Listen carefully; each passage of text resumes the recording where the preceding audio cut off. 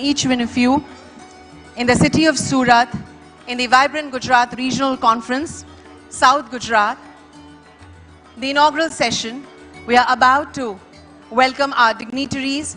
So humble request once again to everyone to take up their seats, please. We also welcome our global partner countries, the representatives, His Excellencies and ambassadors. We welcome the state administration. We welcome the honorable ministers, honorable member of parliament,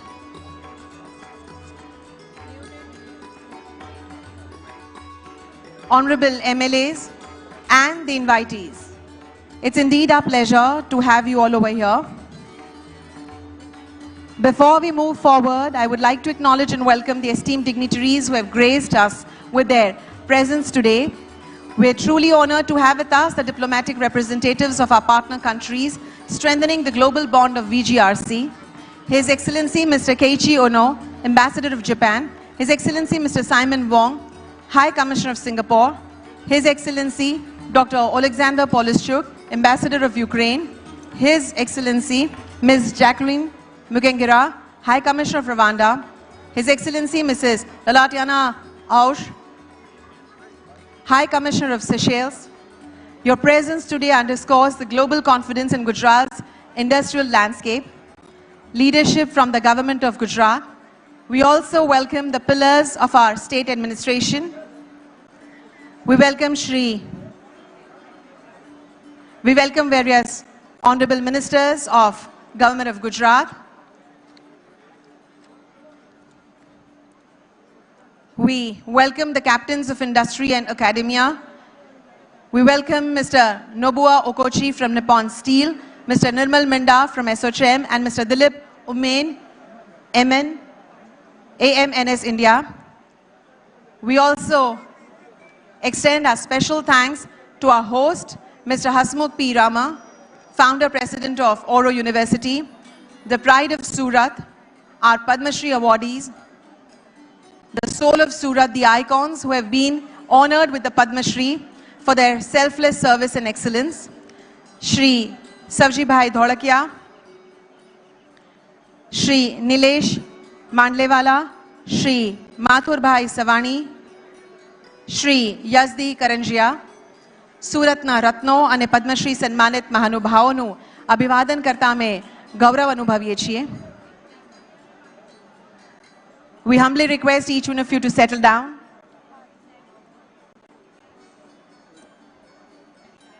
It's a distinguished house today. Ladies and gentlemen, with such a powerhouse of talent and leadership in the room, the energy of VGRC 2026 is already at its peak.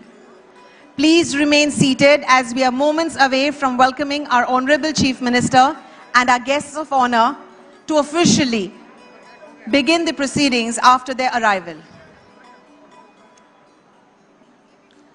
Ladies and gentlemen, may I have your attention please? We have a momentous update. Our Honorable Chief Minister Sir and our distinguished guests of honors will arrive in few moments from now in this premises. They have currently proceeded after officially inaugurating the vibrant Gujarat Regional Exhibition. This showcase is a testament to the industrial prowess of South Gujarat, from the intricate weaves of our textiles to the cutting-edge technology of our MSMEs. It's a portal to the future, and our leadership is now setting that vision in motion. We shall be joining them in spirit over here in a short from now, before we commence our formal session in this hall. देवी और सज्जनों, हमारे लिए बड़े गर्व का विषय है कि गुजरात के यशस्वी मुख्यमंत्री श्री भूपेंद्र भाई पटेल जी और हमारे माननीय अतिथिगण इस प्रांगण में पधार चुके हैं और केवल कुछ ही मिनटों में वे हमारे साथ यहाँ इस हॉल में उपस्थित होंगे.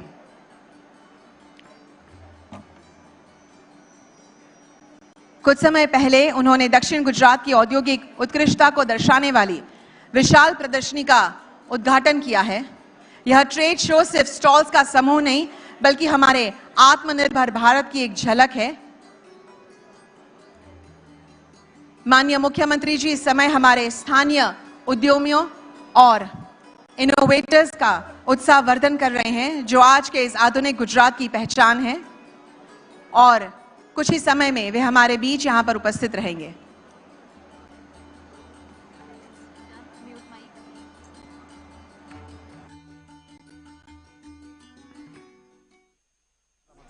જાટાળો હાલીયો દે તો ડુંગરા ચણક હાથી આપણો ગુરા તો હાલી આપણો ધીરે માથે લાગી આ કતારા કતા કાટા પાણા તો મોહદી નટાળો હતી કોતવાળો પોતવાળો જાળે નટાળો હરતો હુંડા મણે ચસીના પંજા હાથીના નીર વહે જા ઠંડા ઢોલના વાગે હજુ એ ડંકા હાજરી આપે જા જગદંબા જય જય અંબે જય જગદંબે જય જય અંબે જય જગદંબે સુગંધ જાણે ચંદન ધડકે રણ સફેદ જાણે કંચન નાકે નાકે મળે જા સજ્જન હે ગુજરાત તને હો વંદન ધન્ય જરા ગુજરાત અમારી ધન્ય જરા ગુજરાત દેશ વિદેશ મજેની ચર્ચા મટડે મટડે માના પરચા જાડાના મસ્કા પાછળ દોડી હતી 14 વર્ષની કન્યા ચારણ કન્યા 14 વર્ષની ચારણ કન્યા સુરવીરતાની ધરતી જાદાદારી જોવા મળતી વસે સોમનાથ મહારાજ ખમાતને કન્યા ધરા ગુજરાત ખમાતને કન્યા ધરા ગુજરાત ખમાતને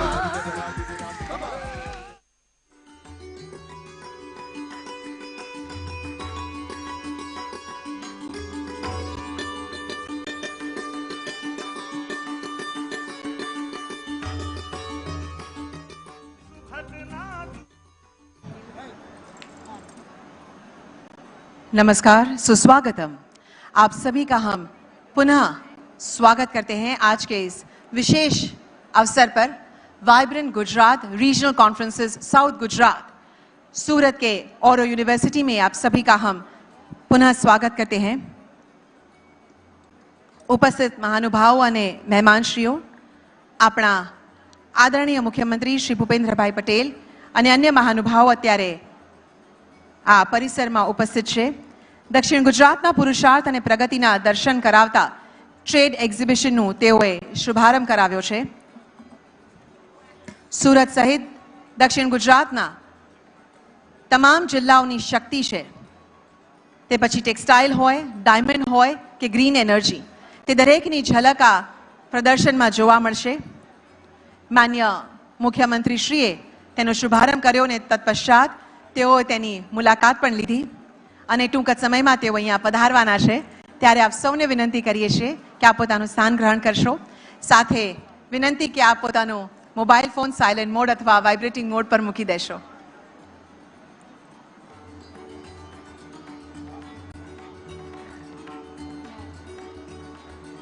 જ્યારે માન્ય મુખ્યમંત્રી સાહેબ તથા અન્ય મહાનુભાવો આ ડોમમાં પધારે ત્યારે આપણે સૌ ઊભા થઈ અને તેઓનું તાળીઓના ગુંજારવ સાથે અભિવાદન કરીશું, સ્વાગત કરીશું।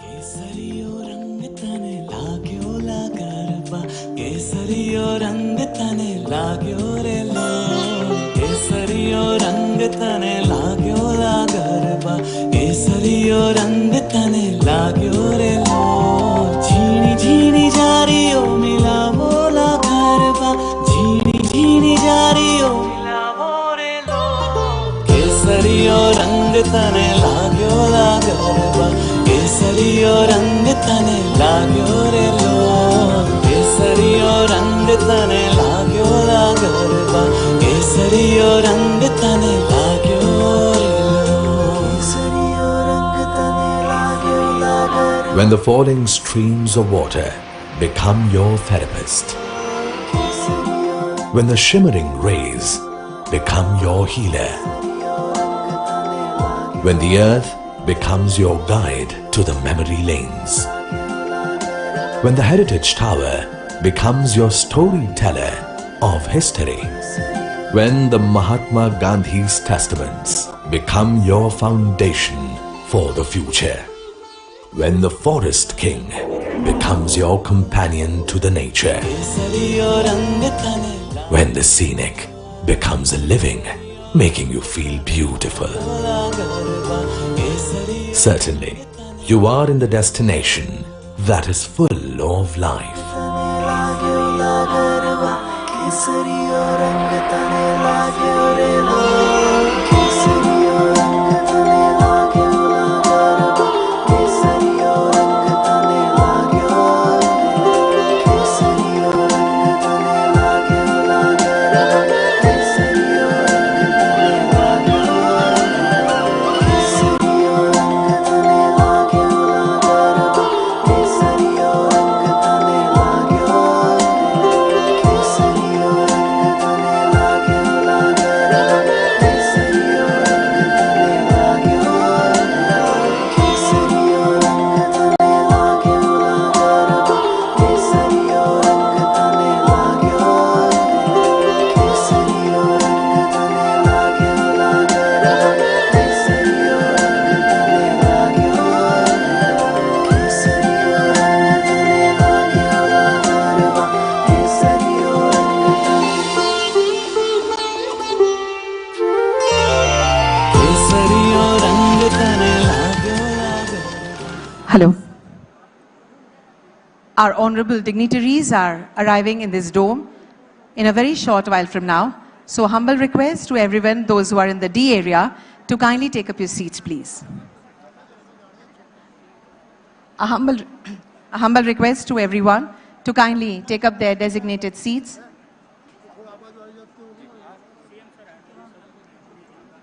માન્ય મુખ્યમંત્રી સાહેબ પધારી રહ્યા છે ત્યારે આપ સૌને વિનંતી છે કે આપ પોતાનું સ્થાન ગ્રહણ કરશો.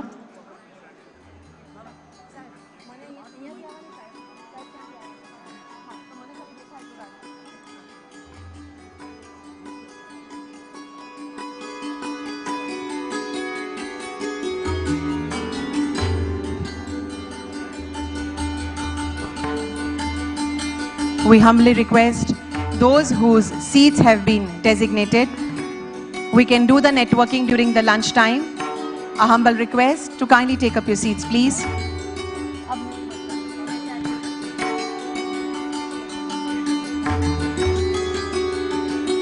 We welcome all the invited guests in the gathering for Vibrant Gujarat Regional Conference inaugural session.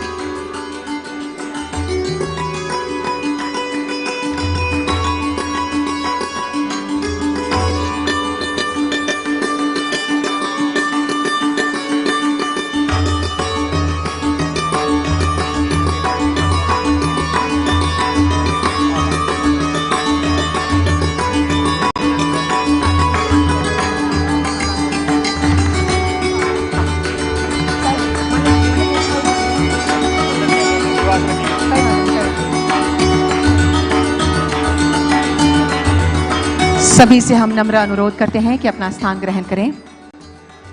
हमारे माननीय मुख्य अतिथि एवं सभी अतिथिगण यहाँ पर उपस्थित हो रहे हैं, तब आप सभी से विनती है कि आप अपना मोबाइल फोन साइलेंट मोड या वाइब्रेटिंग मोड पर रख दें.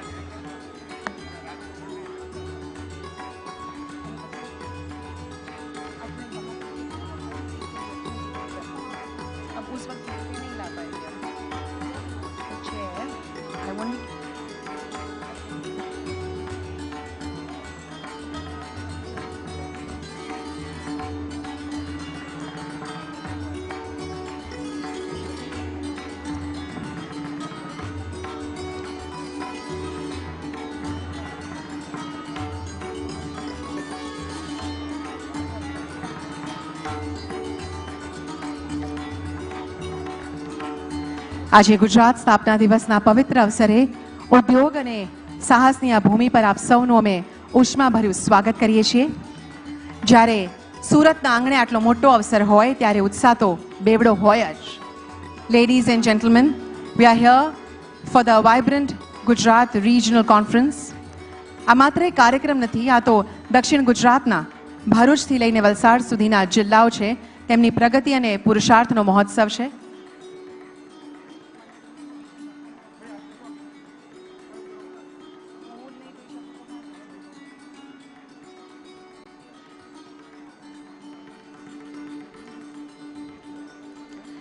आज यहाँ देश विदेश के दिग्गज जुटे हैं. ये सिर्फ एक सम्मेलन नहीं बल्कि हमारे माननीय प्रधानमंत्री श्री नरेंद्र मोदी जी के विकसित भारत एट 2047 के सपने को धरातल पर उतारने की एक मजबूत कड़ी है. आज यहाँ का हर उद्यमी, हर स्टार्टअप और हर कारीगर यह साबित कर रहा है कि जब इरादे मजबूत हो तो सफलता कदम चूमती है.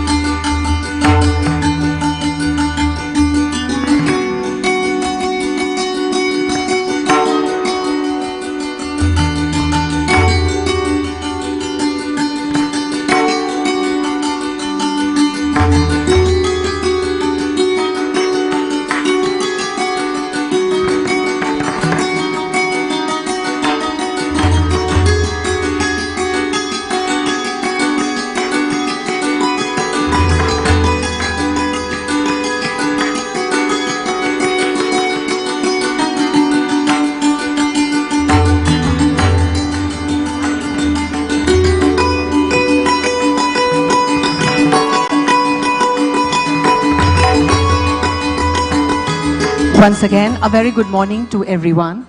It's indeed our pleasure to welcome each one of you in this August gathering for Vibrant Gujarat Regional Conferences, South Gujarat at Surat Oro University. It's indeed our pleasure to have you all here. देवियों सज्जनों, आप सभी का हम पुनः बहुत बहुत स्वागत करते हैं। फिर से एक छोटी सी सूचना आप सभी से निवेदन करते हैं कि आप अपना मोबाइल फोन साइलेंट मोड या वाइब्रेटिंग मोड पर रख दें। साथ में समग्र कार्यक्रम के दरमियान आप अपना स्थान न छोड़ें। कोई भी इमरजेंसी सिचुएशन, आपातकालीन सिचुएशन में हमारे वॉलंटियर्स आपको गाइड करेंगे। आपके नज़दीक में एग्जिट गेट्स हैं, वहाँ से हम इमरजेंसी सिचुएशन में एग्जिट कर सकते हैं। जब तक हमारे महानुभाव इस डोम में उपस्थित रहेंगे तब तक हम अपना स्थान नहीं छोड़ेंगे। धन्यवाद। Ladies and gentlemen, it's a humble request to each one of you to kindly put your mobile phones in silent mode or vibrating mode. Also, refrain from moving around, loitering around during the entire event.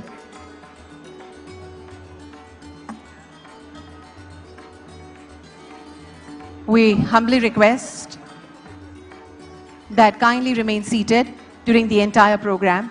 In case of any emergency situation, our volunteers will guide you.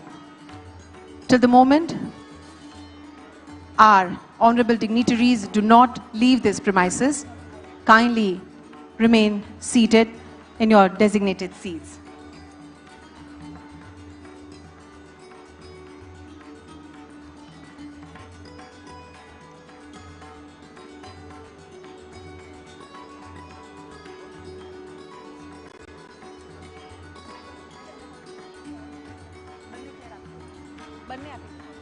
Sir आपको भी तो चाहिए।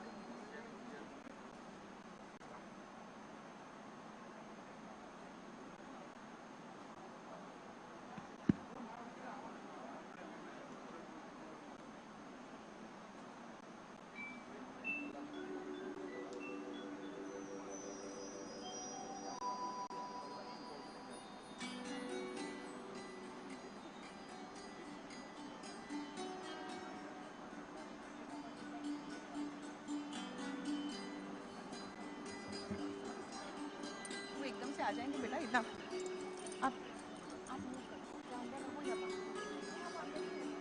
This is the way of seeing sound.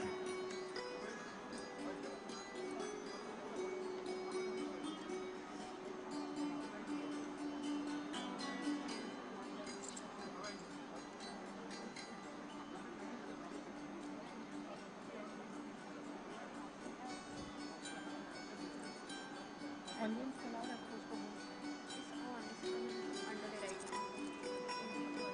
वो भले भी बैठे तब तक लगा नहीं, मेरा साथ में चलेगा।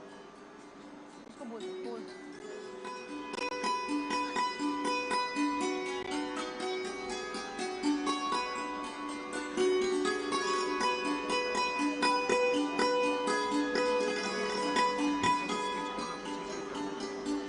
पूछ कहीं दो।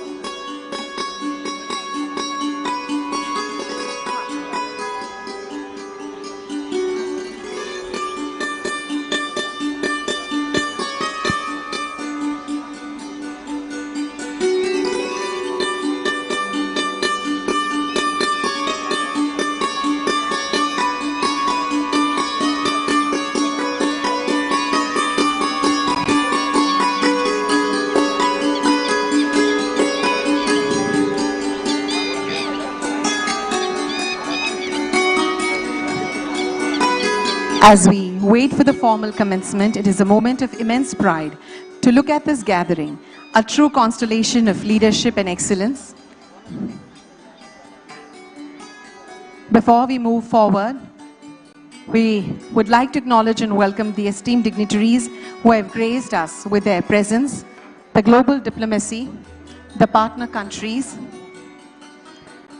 the leadership from the government of Gujarat, captains of industry and academia. We also welcome our Padma Shri awardees, the soul of Surat, various industrialists, academia, and the senior officials of government of Gujarat who have graced this event. It's a distinguished house of various fraternity who are present over here. It's a powerhouse of talent and leadership in the room, and the energy for VGRC 2026 South Gujarat at Surat is already at its peak. Our Honorable Chief Minister and our Honorable Guests of Honor are gracing. We request everyone to kindly rise from their seats. आप सभी से नम्र अनुरोध है कि आप अपने स्थान से खड़े हो जाएं. આવો જોરદાર તાળીઓના ગડગડાટ સાથે આપણે સ્વાગત કરીએ ગુજરાતના સર્વાંગી વિકાસના પથદર્શક અને આપણા મૃદુ તેમજ મક્કમ એવા માનનીય મુખ્યમંત્રી શ્રી ભૂપેન્દ્રભાઈ પટેલ સાહેબનું ખૂબ ખૂબ તાળીઓના જોશ સાથે સ્વાગત કરીએ. તેઓની સાથે આપણી વચ્ચે ઉપસ્થિત છે ભારત સરકારના માનનીય કેન્દ્રીય મંત્રી શ્રી હરદીપસિંહ પુરી સાહેબ, માનનીય કેન્દ્રીય મંત્રી શ્રી CR પાટીલ સાહેબ, આપણા ઉત્સાહી નાયબ મુખ્યમંત્રી માનનીય શ્રી હર્ષભાઈ સંઘવી સાહેબ. आओ फरी एक बार तालियों गूंज साथे सर्वे महानुभावों स्वागत करिए, अभिवादन करिए.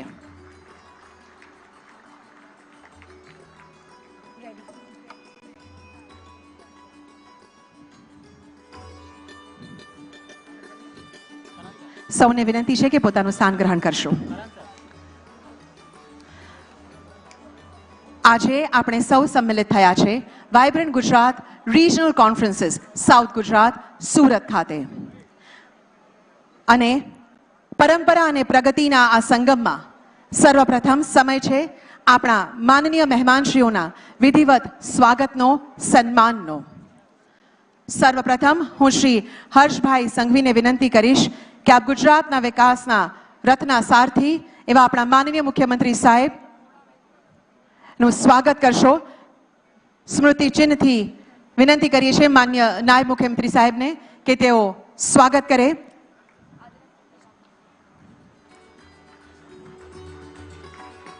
આપણે પણ આ તાળીઓથી આ ક્ષણને વધાવીએ. હવે હું હર્ષભાઈ સંઘવી સાહેબને વિનંતી કરું છું કે ઉર્જા શક્તિના પ્રતીક કેન્દ્રીય મંત્રી માન્ય શ્રી હરદીપસિંહ પુરી સાહેબનું ઉષ્માભર્યું અભિવાદન કરશો.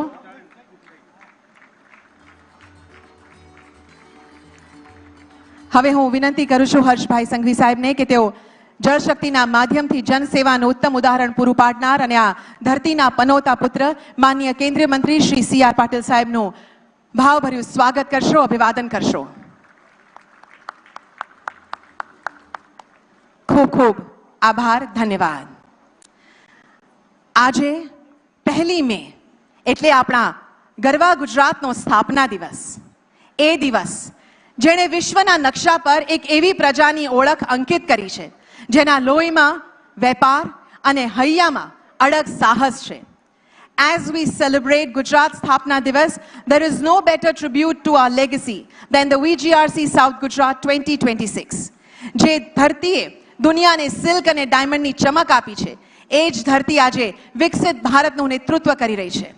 To share how South Gujarat is driving this industrial revolution, I invite a leader who leads with pure passion, our dynamic Honorable Deputy Chief Minister, Shri Harshbhai Sanghvi ji, for the opening remarks and presentation. Let's welcome him with a round of applause.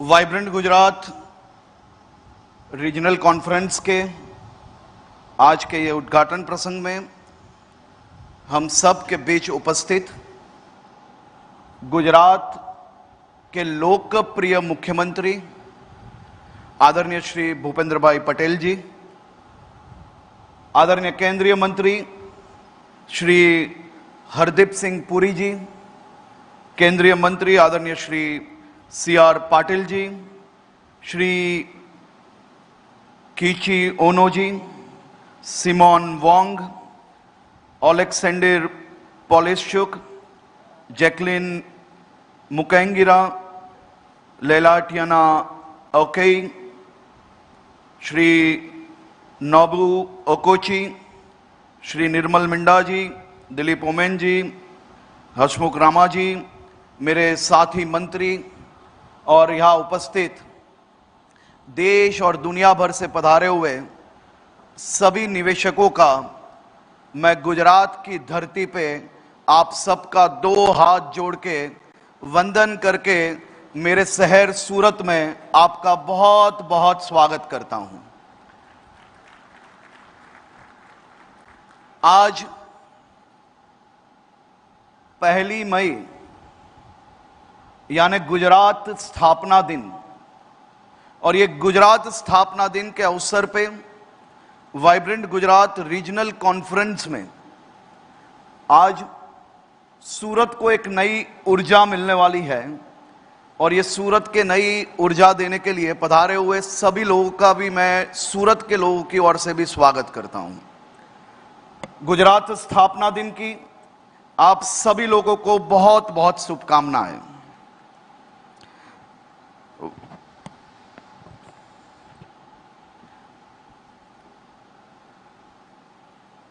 आज इस ऐतिहासिक अवसर पर आप सभी लोग एक ऐसे इतिहास के साक्षी बनने आए हो जो आने वाले दिनों में गुजरात, दक्षिण गुजरात, सूरत एवं लाखों युवाओं को एक नई आशाओं के साथ, नए सपनों के साथ, उनके सबके सपने साकार करने के लिए ये 2 दिन का ये अवसर आने वाले दिनों में इतिहास के पन्नों पे लिखे जाने वाला है। खासतौर पे आप जो स्क्रीन पे देख रहे हो, वाइब्रेंट गुजरात ग्लोबल समिट की परिकल्पना किसी भी कहानी की शुरुआत वो छोटे तौर से चालू होती है। गुजरात के पास बहुत सारी अपॉर्चुनिटीज थी, और वो अपॉर्चुनिटीज को दुनिया तक पहुंचाने के लिए तब के मुख्यमंत्री और आज देश के प्रधानमंत्री श्री नरेंद्र मोदी जी ने 2003 में वाइब्रेंट गुजरात का एक विजन दुनिया तक पहुंचाने के लिए खास तौर पे गुजरात में वाइब्रेंट गुजरात की शुरुआत की गई। 2003 में वाइब्रेंट गुजरात की शुरुआत केवल 76 MOU के साथ हुई थी, और आज 2009 में वैश्विक स्तर तक वाइब्रेंट गुजरात पहुंचा। 2024 में 10वें शिखर सम्मेलन तक 41,299 MOU के साथ 26 लाख करोड़ के प्रस्तावित निवेश तक, और 2025-26 के इस मंच में एक नई दिशा आदरणीय मुख्यमंत्री श्री भूपेंद्र भाई पटेल जी ने दी।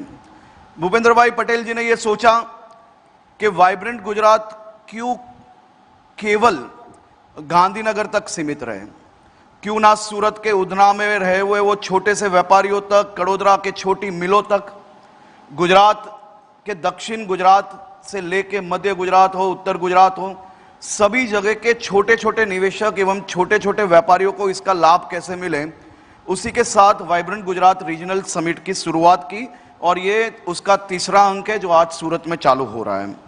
आप देख सकते हो स्लाइड नंबर 2 में जिस प्रकार से गुजरात की जीडीपी 2003 यानी 2003 में जब वाइब्रेंट गुजरात की शुरुआत हुई तब गुजरात की जीडीपी केवल 1.29 लाख करोड़ रुपए की थी, जो 2012-13 तक आप सबके साथ मिलके मोदी जी और टीम गुजरात ने ये जीडीपी को 7.20 लाख करोड़ तक पहुंचाई।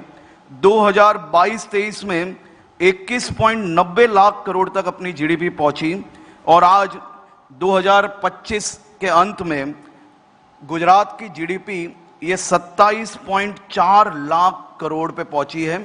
मैं यहां बैठे हुए मेरे गुजरात के सभी नागरिकों को अभिनंदन देना चाहता हूं। ये कठिन यात्रा में आप सबका जो सहयोग मिला, आप सब ने जो मेहनत की, वाइब्रेंट गुजरात एक माध्यम बना और आप सबकी मेहनत और भारतीय जनता पार्टी की ये सरकार की पॉलिसीज, हम सब ने साथ में मिलके 1.29 लाख करोड़ की जीडीपी को आज 27.4 लाख करोड़ की जीडीपी पे हम लोग पहुंचे हैं। हमारा जमीन क्षेत्र केवल 5% है, हमारी पॉपुलेशन ये केवल 6% है। हम लोग का देश में गुजरात का जीडीपी में योगदान वो 8.2% है। खासतौर पे भारत में मर्चेंडाइज एक्सपोर्ट जो होता है उसमें हमारा योगदान 27% है। भारत का जो कार्गो हैंडलिंग है उसमें गुजरात का योगदान 40% है। और ये सभी चीजों में हम लोग दिन प्रतिदिन आगे बढ़ रहे हैं आप सबके सहयोग से और मुख्यमंत्री जी के मार्गदर्शन में। खासतौर पे आप देख सकते हो कि जिस प्रकार से मैन्युफैक्चरिंग सेक्टर के अंदर हम लोग ने ये यात्रा में 3.5 गुना बढ़ोतरी प्राप्त की है। ये कोई छोटे मोटे आंकड़े नहीं है। देश के कोई भी राज्यों के साथ अगर आप कंपेयर करोगे तो हम लोग डबल स्पीड में आगे बढ़ रहे हैं।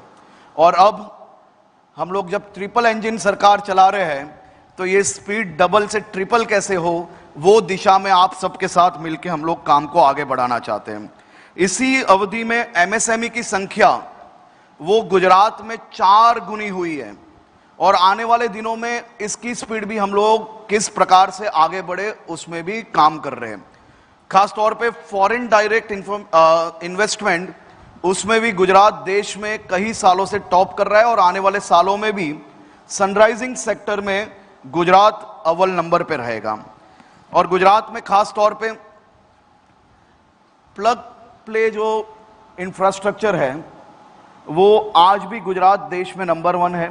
चाहे वो गिफ्ट सिटी हो, चाहे वो धोलेरा हो, चाहे वो खावड़ा आरी पार्क हो, चाहे अहमदाबाद मुंबई एचएसआर हो। और इसी प्रकार से आने वाले दिनों में मुंबई से अहमदाबाद तक की बुलेट ट्रेन भी चालू हो रही है, जिससे मुंबई से लोगों को दहिसर पहुंचने में जितना समय लगेगा उससे जल्दी मेरे यहाँ पे मुंबई से आए हुए मेहमानों को मुंबई से सूरत और मुंबई से अहमदाबाद पहुंचने में उससे कम समय लगेगा। मोदी जी की ये बुलेट ट्रेन ये सेक्टर में एक बहुत ही बड़ा ऐतिहासिक बदलाव लाने वाला है, जिसके हम सबको साक्षी बनने का अवसर मिलने वाला है। खासतौर पे आप गुजरात में जब निवेश करते हो तो आप केवल एक पावर पॉइंट नहीं मिलता, लेकिन उसके साथ ही आपको एक तैयार व्यवस्थाएं, सुरक्षा और साथ साथ में सबसे बेस्ट रिटर्न देश भर में कैसे मिले, ये गुजरात सरकार द्वारा हमेशा प्रयास किया गया है। मैं इंसेंटिव्स की आज बात करना चाहता हूं। हमारे मुख्यमंत्री जी ने सभी बैठकों में हमेशा ये कहा है कि जो पॉलिसी हम बना रहे हैं, जो इंसेंटिव्स हम डिक्लेयर कर रहे हैं, वो इंसेंटिव के लिए कोई भी व्यापारियों को, कोई भी इन्वेस्टर को ऑफिस के चक्कर ना लगाने पड़े, उस प्रकार की व्यवस्था गुजरात सरकार की होनी चाहिए। और मुख्यमंत्री जी के मार्गदर्शन में इंडस्ट्रीज डिपार्टमेंट द्वारा इंसेंटिव के अंदर जो स्पीड हासिल की है वो देश के कोई भी राज्य के कंपेयर में हम लोग 5 गुना ज्यादा इंसेंटिव्स देने में सफलता प्राप्त की है। अगर मैं बात करूं तो इंसेंटिव की 24-25 में हम लोग ने 5,619 करोड़ रुपए वितरित किए हैं और खास तौर पे ये साल में हम लोग इसका आंकड़ा 7300 करोड़ से भी ऊपर तक लोगों तक पहुंचाने में सफलता प्राप्त करेंगे। कल ही 1300 करोड़ रुपए इंसेंटिव सूरत से राज्य के 11,000 से ज्यादा व्यापारियों को पहुंचाया गया है। ये अपने आप में एक हिस्टोरिकल नंबर है। ये साल 7,300 करोड़ निवेशकों के खाते तक पहुंचाने में इंडस्ट्रीज डिपार्टमेंट ने संकल्प लिया है और बहुत ही अच्छी तरह से किसी भी प्रकार की धक्के बिना लोगों के खाते तक पहुंचाने में हम लोग सफलता प्राप्त करेंगे। हम लोग ने जो खास तौर पे डिस्पोजल है, फाइल डिस्पोजल, उसमें हर रोज मतलब प्रतिदिन 199 का जो आंकड़ा था वो आज 392 तक पहुंचे और आने वाले दिनों में हमारा टारगेट है कि इंडस्ट्रीज डिपार्टमेंट में खास तौर पे इंडस्ट्रियल कमिश्नर का जो यूनिट है उसमें हर रोज हम 500 फाइल क्लियर करेंगे, जिससे ज्यादा से ज्यादा जल्द में मेरे ये सभी निवेशकों को उनका इंसेंटिव प्राप्त हो पाए। एसएलईसी की मीटिंग भी 2 गुनी बढ़ी है। हर महीने 5 से ज्यादा एसएलईसी की मीटिंग अब होने लगी है, जिससे सभी लोगों के पेंडिंग इश्यूज है वो हर महीने क्लियर होए, उस प्रकार की व्यवस्था की गई है। वाइब्रेंट गुजरात ग्लोबल समिट 2003 में जब चालू हुआ, लेकिन 2025-26 में इसको एक नई सोच जो मिली, जो मैंने आपको पहले बताया, ये अब वाइब्रेंट गुजरात रीजनल समिट हुआ है। खास तौर पे रीजनल समिट में गुजरात में जो 2003 में हमने वाइब्रेंट गुजरात चालू हुआ था उससे 10 गुना आज रीजनल समिट में हमारा एमओयूज हो रहा है। यही बता रहा है कि गुजरात की ये यात्रा एक बहुत ही सफलतापूर्वक यात्रा रही है। Vibrant Gujarat regional summit Mehsana में 3.24 लाख करोड़ रुपए के एमओयू है, जिसमें से अधिकतर एमओयू जमीन पे काम चालू हो गया है और कई एमओयूज ऐसे हैं जिसके प्रोसीजर आज चालू है। Vibrant Gujarat regional conference Rajkot में 5,78,000 करोड़ रुपए के एमओयू है और उसमें भी कई सनराइजिंग सेक्टर में एमओयूज गुजरात को प्राप्त हुए हैं। और आज ये जो वाइब्रेंट गुजरात रीजनल कॉन्फ्रेंस सूरत में जो चालू हुई है, मैं ये मान रहा हूं कि ये दोनों वाइब्रेंट गुजरात रीजनल कॉन्फ्रेंस से ज्यादा एमओयूज ये 2 दिन में होंगे और साउथ गुजरात को एक नई अपॉर्चुनिटीज देने में सफलता प्राप्त होगी। खास तौर पे वाइब्रेंट गुजरात रीजनल कॉन्फ्रेंस के संस्करणों की अगर मैं सफलता की बात करूं तो 6,704 एमओयू को संपन्न क्षेत्र में संस्करणों में दिए गए हैं। 9.2 लाख करोड़ के अभी तक एमओयूज हुए हैं। 6.26 लाख रोजगार नई इससे उपलब्ध होगी और 29.84 लाख करोड़ जीएसडीपी गुजरात की 25-26 में अनुमानित की गई है। और मेरा यह मानना है कि गुजरात ने आज तक जो भी अनुमानित किया है उसमें टीम गुजरात ने हमेशा सफलता प्राप्त की है। आप सबके सहयोग से हम लोग ये वक्त भी हमारी जीएसडीपी 100% जो हम लोग ने टारगेट की है उसको पार कर पाएंगे। खास तौर पे 3.71 लाख प्रति व्यक्ति जीएसडीपी गुजरात की 2024-25 में थी और मेरा यह मानना है आने वाले सालों में इसकी भी बढ़ोतरी बहुत ही अच्छी तरह से होगी। आज खास तौर पे गुजरात ने हमेशा नई पॉलिसीज जो सनराइजिंग सेक्टर है वो देश के सभी निवेशकों के लिए, स्टार्टअप्स के लिए, वो हमेशा गुजरात अव्वल नंबर पे रहा है। कुछ समय पहले ही गुजरात ने integrated renewable energy policy, green hydrogen policy, Gujarat space tech policy और नई इंडस्ट्री पॉलिसी, और आने वाले दिनों में हम कई नई सरप्राइजेस आप सबके लिए लेके आ रहे हैं। चाहे वो डेटा सेंटर्स की बात हो, चाहे वो एविएशन सेक्टर की बात हो, एरोस्पेस की बात हो, चाहे वो इंडस्ट्रीज की बात हो, हर सेक्टर्स के लिए आप सबके लिए नई अपॉर्चुनिटीज गुजरात सरकार आने वाले दिनों में लेके आ रही है। मैं आप सबसे विनती करता हूं कि आप सभी लोग आपके जो सेक्टर में आप एक नई सोच के साथ आगे बढ़ना चाहते हो, वो सपने साकार करने की भूमि ये गुजरात की भूमि है। और गुजरात की भूमि पे आप जो भी इन्वेस्टमेंट करोगे, मैं आपको गारंटी दे सकता हूं कि कोई भी व्यापारी जब इन्वेस्ट कर रहा है तो वो यही सोचता है कि उसकी आने वाली पीढ़ी को ये निवेश कैसे सफलतापूर्वक उपयोग में आए। तो अगर आप गुजरात में निवेश करोगे तो निवेश का सही रिटर्न भी मिलेगा और आपका निवेश किया हुआ एक एक पैसा वो गुजरात में आने वाली एक पीढ़ी तक नहीं, 10 पीढ़ी तक सुरक्षित है, क्योंकि मेरे गुजरात के सभी लोग वो मेहनत से और अपने वचन से आगे बढ़ने वाले लोग हैं। तो आप सभी लोग, आप जो सोच के आए हो वो सोच को यहां साकार करने के लिए गुजरात सरकार हमेशा आपके साथ है। खास तौर पे गुजरात सरकार ने एक नया मास्टर प्लान बनाया है।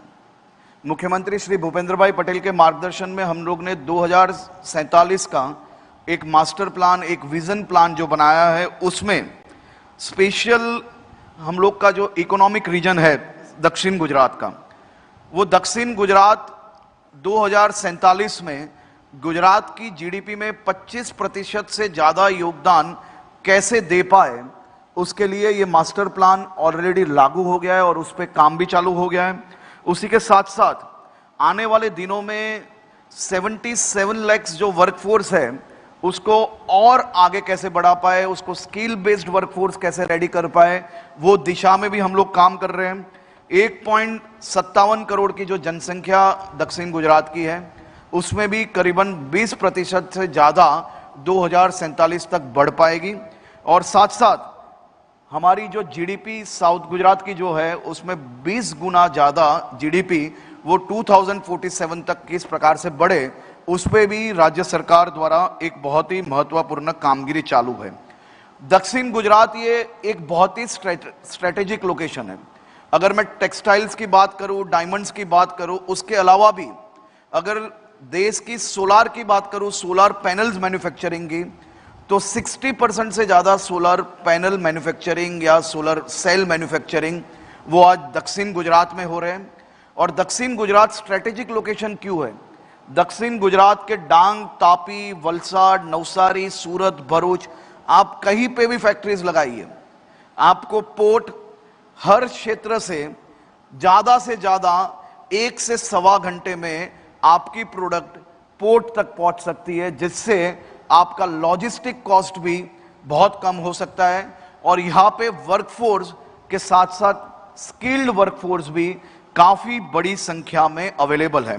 आज मैं सूरत की अगर बात करूं, तो सूरत एक ऐसा शहर है जहां कपड़े, हर प्रकार के कपड़े जो दुनिया में एक्सपोर्ट होते हैं, वो हर प्रकार के कपड़े रॉ मटेरियल से लेके फिनिश्ड प्रोडक्ट सूरत में, देश के 75% से ज़्यादा कपड़ा वो सूरत में बुना जाता है, सूरत में प्रोसेसिंग होता है और दुनिया भर में एक्सपोर्ट होता है।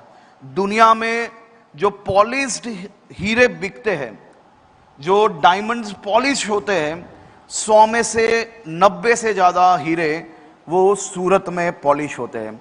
साउथ गुजरात अपने आप में एक बहुत ही महत्वपूर्ण सेक्टर है। चाहे मैं फार्मा की बात करूं, केमिकल की बात करूं, सोलर पैनल मैन्युफैक्चरिंग की बात करूं, इकोसिस्टम सोलर की बात करूं, डायमंड्स की बात हो, टेक्सटाइल्स की बात हो, ये सब चीजें आपने सुनी होगी। लेकिन एल&टी का हजीरा में जो सबसे बड़ा जो उनका एस्टैब्लिशमेंट है और देश की सबसे पहली आर्मर्ड वज्र, वो सूरत में मैन्युफैक्चरिंग हुई थी और आज देश की सुरक्षा में बहुत ही महत्वपूर्ण योगदान दे रही है। दक्षिण गुजरात को हम इतने ही सेक्टर में सीमित नहीं रखना चाहते हैं। आने वाले दिनों में हम इसमें भी सनराइजिंग सेक्टर्स के लिए बहुत ही बड़ी संभावनाएं तराश रहे हैं। हम सब साथ में मिलके ये सभी विषयों में काम करने के लिए तैयार हैं। खास तौर पे मेरे सूरत शहर के सभी लोगों को मैं आज अभिनंदन देना चाहता हूं। हमारा सूरत, बाहर से आए हुए सभी लोगों ने जो पहली बार सूरत आए होंगे, उन्होंने कभी सोचा नहीं होगा कि कोई शहर इतना भी स्वच्छ हो सकता है। एयरपोर्ट से यहां तक आते आते विकसित देशों के बड़े बड़े शहरों से भी अच्छे रोड्स वो सूरत में बनाने में हमें सफलता प्राप्त हुई है। खास तौर पे आप सब ने सुना होगा कि सूरत में प्लेग आया था। इसको प्लेग वाला शहर कहा जाता था, इसको बाढ़ वाला शहर कहा जाता था।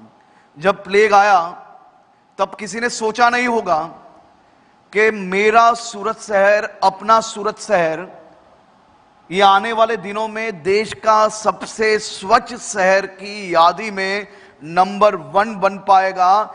ये तभी हो पाया है जब मेरे सूरत शहर के सभी नागरिकों ने कंधे से कंधा मिलाकर काम किया है।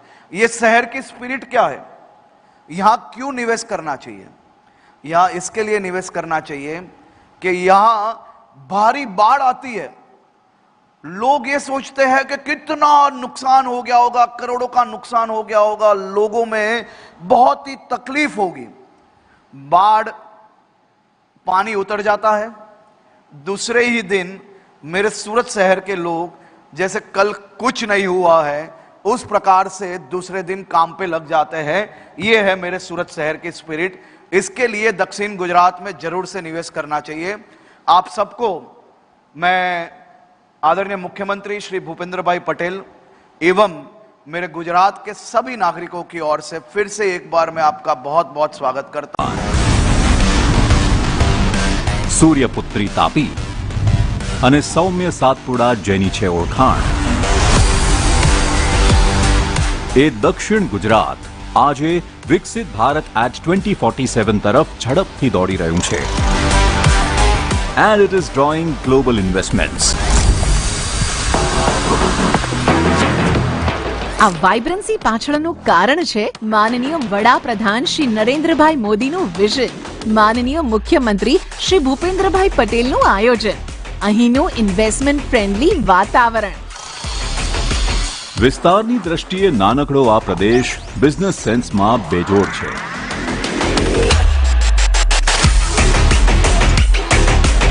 જ્યારે વિશ્વ આમને પૂછે કે કેટલા ડાયમંડ્સ કટ પોલિશ કરી લેશો, તો આ રીજન કહે દુનિયાના સૌથી વધારે. જ્યારે દેશ આમને પૂછે કે કેટલા કાપડ વણી લેશો, તો આ પ્રદેશ કહે ભારતનું સૌથી વધારે. જ્યારે દુનિયા હાથમાં સરનામું લઈને પૂછવા નીકળે કે ભારતનું સૌથી મોટું કેમિકલ એન્ડ પેટ્રોકેમિકલ હબ ક્યાં આવ્યું, તો લોકો એમને અહીં જ મોકલે.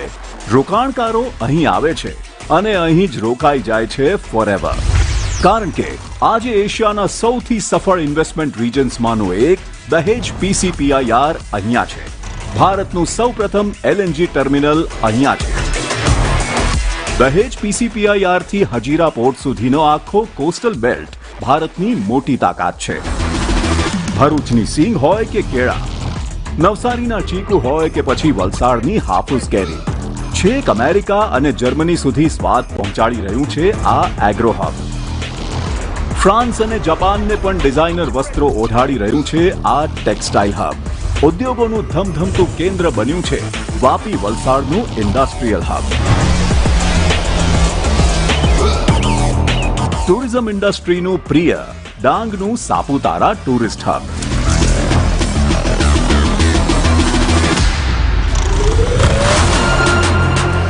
સાઉથ ગુજરાત ઇઝ અનસ્ટોપેબલ, જે solar panels, steel, lab grown diamond થી લઈને મિલિટરી ટેન્ક્સ પણ બનાવે છે.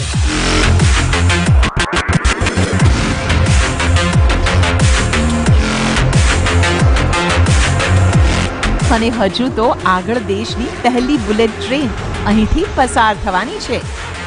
ડેડિકેટેડ ફ્રેટ કોરિડોર તો કાર્યરત છે જ. આગળ PM મિત્ર પાર્ક અને બલ્ક ડ્રગ પાર્ક સાથે નવી ઊંચાઈઓ આંબવાની છે. એટલા માટે જ તો તૈયાર છે ગુજરાતનો પહેલ વહેલો Surat economic region master plan. જંગી બજેટ, વિરાટ લક્ષ્ય. કારણ કે साथियों, गुजरात की सबसे बड़ी ताकत है इसने लगातार 25 वर्ष से विकास के महाअभियान को रुकने नहीं दिया. गुजरात ने नए कीर्तिमान बनाए, अपने कीर्तिमानों को खुद ही तोड़ा, फिर नए कीर्तिमान बनाए, फिर कीर्तिमान को तोड़ा, फिर कीर्तिमान नए बनाए. વિકસિત ગુજરાતથી વિકસિત ભારતનું નિર્માણ કરવું છે. એમાં આપણા ઉદ્યોગોને આત્મનિર્ભર ભારત અને વોકલ ફોર લોકલ અને લોકલ ફોર ગ્લોબલનું દિશા દર્શન કરીને અગ્રેસર રહેવામાં આ રિજિયોનલ કોન્ફરન્સ મહત્વનું પ્લેટફોર્મ બનશે એવો મને વિશ્વાસ છે.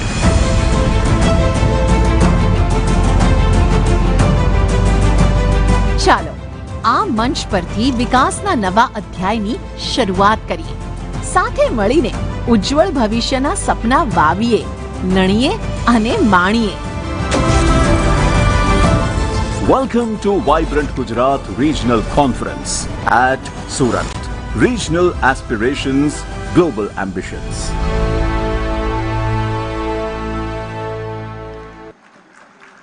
સાચે જ દક્ષિણ ગુજરાતના ઉદ્યોગોનો આત્મવિશ્વાસ આજે ભારતનું વૈશ્વિક ગૌરવ બનીને સમગ્ર વિશ્વમાં ગૂંજી રહ્યું છે. Ladies and gentlemen, we now move from vision to implementation. To provide a global business perspective, I invite the captains of industry to share their brief insights. To begin, may I invite the leader driving a massive shift in our industrial core, Mr. Dilip Omen, CEO, AMNS India. Sir, we welcome you to share your thoughts with us.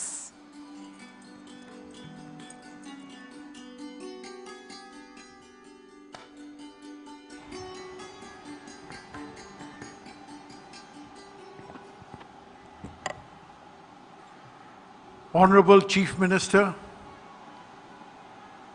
Shri Bhupendra Patel ji, Honorable Deputy CM, Shri Harsh Sanghvi ji,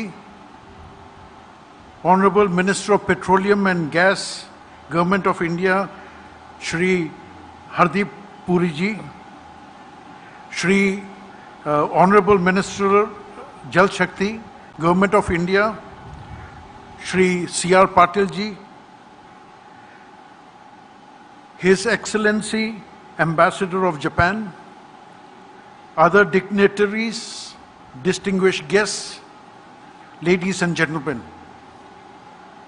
It is an honor to be here at this prestigious occasion, the Vibrant Gujarat Regional Conference. As our dynamic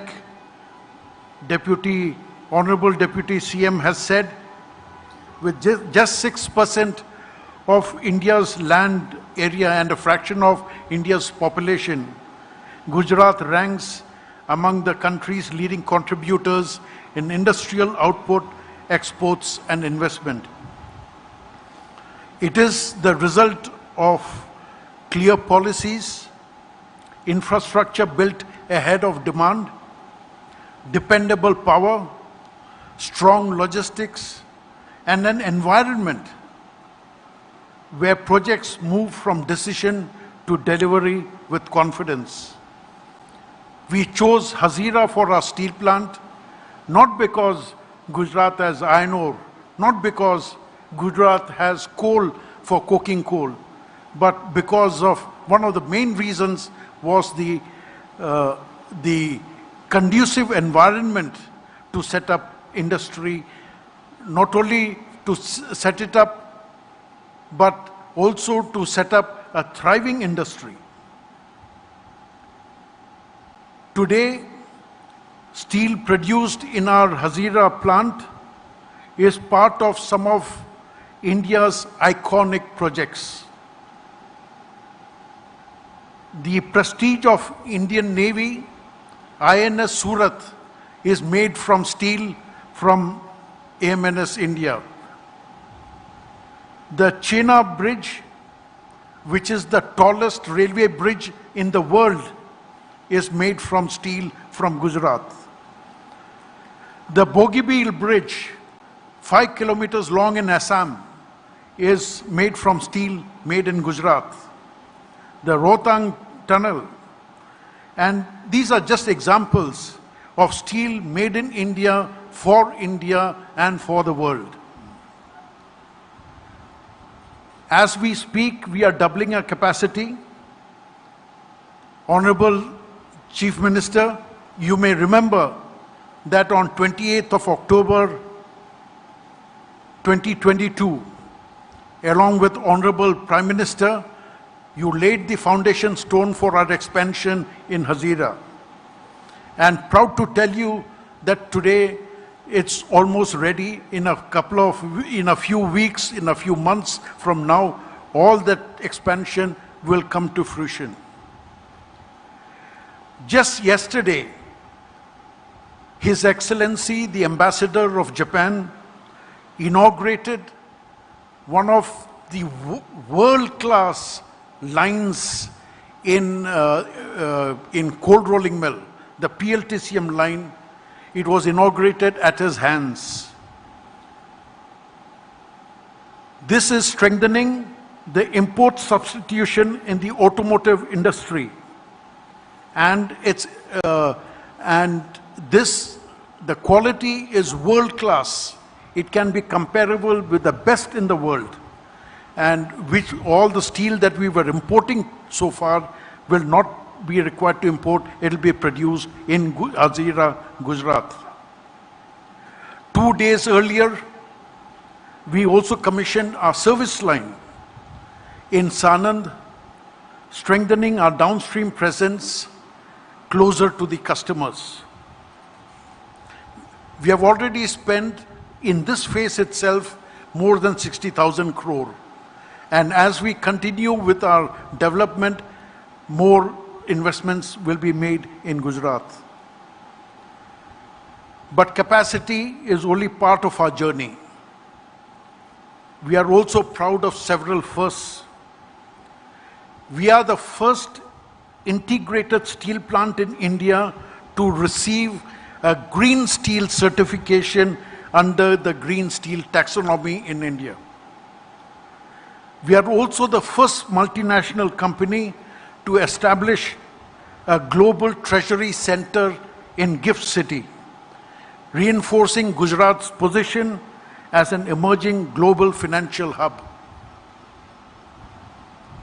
We have also set up a world-class technical institute, NAMTech, near Ahmedabad. It is designed to skill people in future technologies, future-ready capabilities, manufacturing technologies, manufacturing design with artificial intelligence, sustainability, robotics, and next generation technical education, including semiconductors and automation, contributing to nation building. With the continued support of Gujarat, we are ready to commit further investments and deepen our partnership in the state's growth journey. When a state consistently commits to the industry, industry commits back. Jai Jai Garvi Gujarat. Thank you. Thank you, sir, for that impactful perspective on scale and sustainability. I now take the pleasure to invite a visionary representing the heartbeat of Indian commerce, Mr. Nirmal Minda, President of ASSOCHAM. We welcome you, sir, to share your valuable insights with us.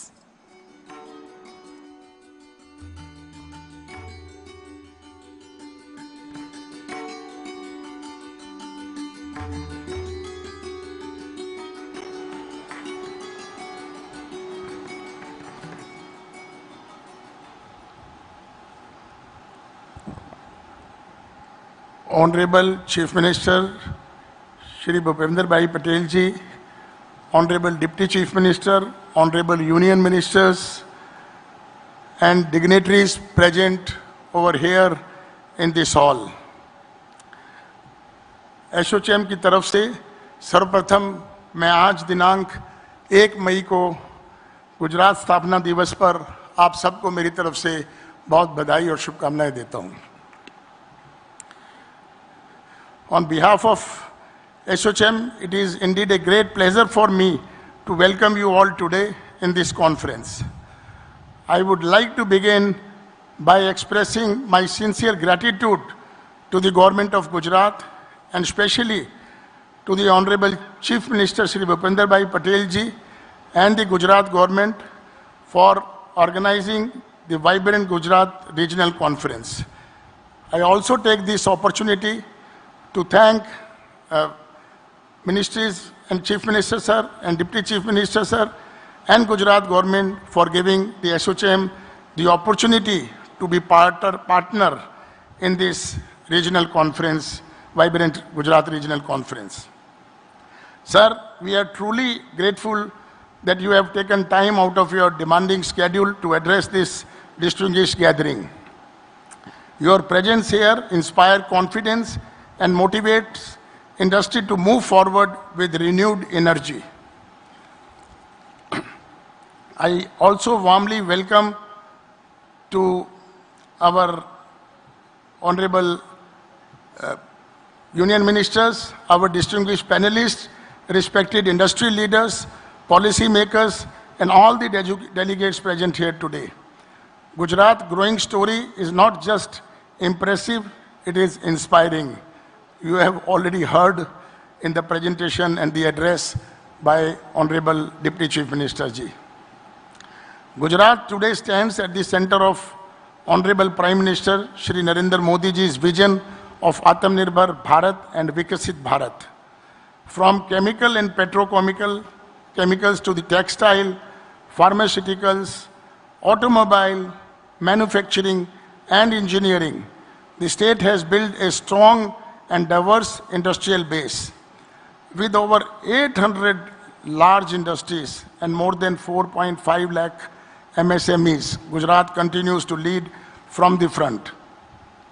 The state progressive industrial policies have played a key role in this journey, supporting infrastructures, empowering MSME, simplifying the land processes, and encouraging innovation. Here, I also am very proud and happy to say that we, as Uno Minda, auto component manufacturers in the industry and the world, has a significant investment in Gujarat and significant employments, and also planning for further expansion in Gujarat in the auto sector.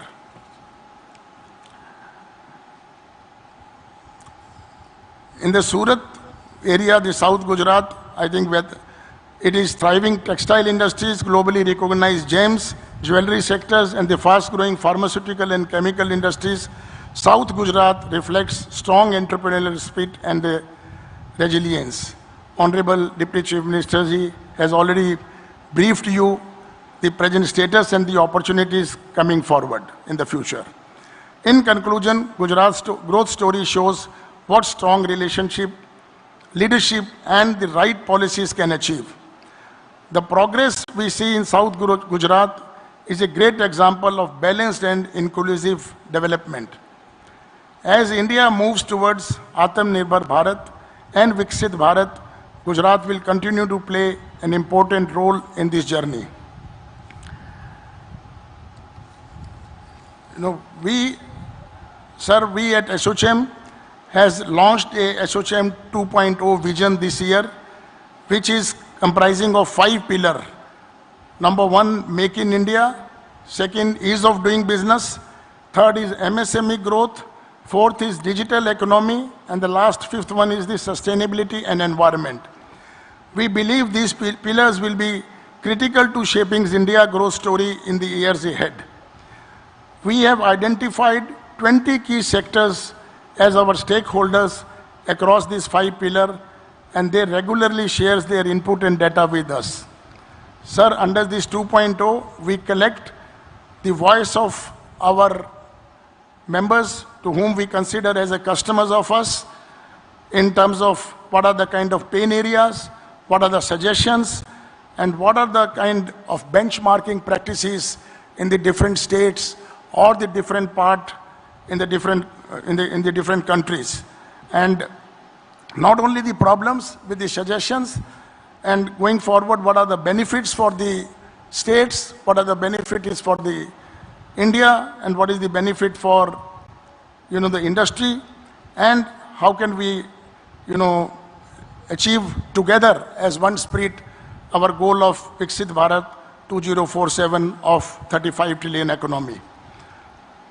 So we promise that we will work together in this effort, continue to closely work together with the government, industry to support growth, encourage investment, create new opportunities.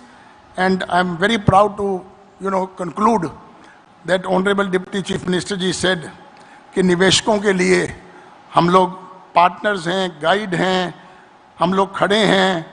What are all the single responsibilities? एक word जो मैं देख रहा था उससे मुझे लगता है कि इसमें कोई दो राय नहीं है कि गुजरात आने वाले समय में एक विकसित भारत का एक बहुत बड़ा अंग होगा और हम सब एसोचैम और इंडस्ट्रीज और गवर्नमेंट मिल करके इसको और आगे बढ़ाएंगे। बहुत बहुत धन्यवाद, नमस्कार। Thank you, sir. जय Hind. Thank you, sir, for highlighting the strength of our business ecosystem. We request the esteemed dignitaries to keep their speech brief. Finally, to provide a global outlook and reinforce our strategic partnership with Japan, we invite Mr. Nobuo Okochi, Managing Executive Officer of Nippon Steel Corporation. Welcome, sir.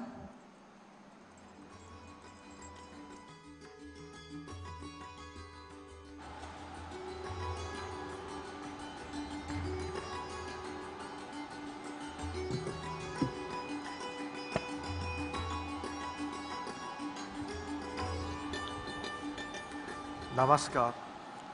Honorable Chief Minister Shri Bhupendra Patel, Honorable Deputy Chief Minister Shri Harsh Sagavi, and Honorable Ministers, distinguished guests, ladies and gentlemen. First of all, on behalf of Nippon Steel, I would like to congratulate Gujarat Foundation Day today.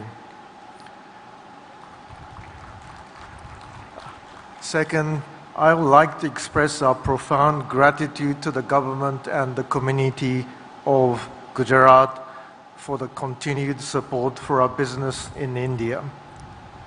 For Nippon Steel, the most important country is India.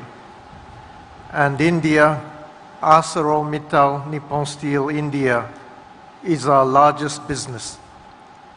The core of the ArcelorMittal Nippon Steel India business is in our Hazira Steelworks in Surat, Gujarat. As a joint venture between ArcelorMittal and Nippon Steel, the world's top two steel companies, we are investing heavily in Hazira. Under the leadership of Mr. Dilip Oman, we are making significant investments to expand capacity and also to manufacture high-performance steel. As mentioned by Mr. Dilip, yesterday by His Excellency Ambassador of Japan, Mr. Ono, we inaugurated the state-of-the-art automotive steel complex in Hazira. This includes the most advanced cold rolling mill and the galvanizing line, which is designed to manufacture highest grade for the automotive industry. Steel is the foundation of the manufacturing industries and society. It is not only the products, but we are also committed to strengthen the supply chain, including robust quality control and reliable deliveries to customers to meet the demand. Through these efforts, we believe we could be part of the strengthening of the entire manufacturing supply chain. Also, we offer steel to society in the most sustainable way. Hazira Steelworks CO2 emission is already the lowest in India. And further on, we will incorporate the R&D developments of the top two steel parent companies to further implement CO2 reduction technologies. I am also proud to understand that ArcelorMittal Nippon Steel is playing a big part of the Beti Padhao initiative, which is empowering the women in Gujarat. By combining the power of the people of Gujarat and the parent companies, Japan and Europe, we are committed to further develop industries and society in Gujarat and India. Through these efforts, we commit to be part of the Atmanirbhar Bharat. Thank you. Thank you very much, sir, for your presence that signifies the global trust in Gujarat's excellence. We appreciate it.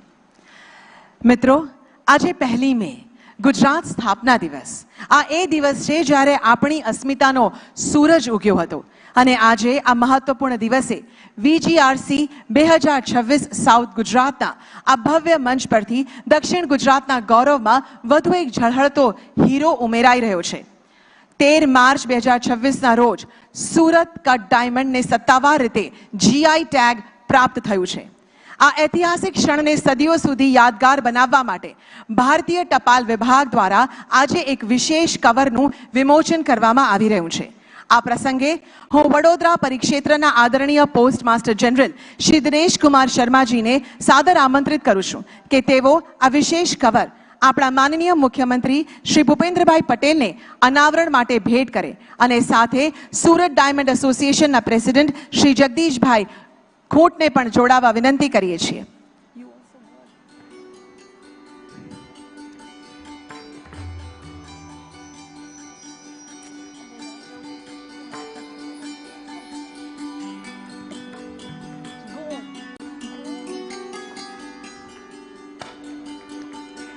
मित्रों, सूरतना रत्न कलाकारों हुनर ए हस्तकलानी परिकाष्ठा है.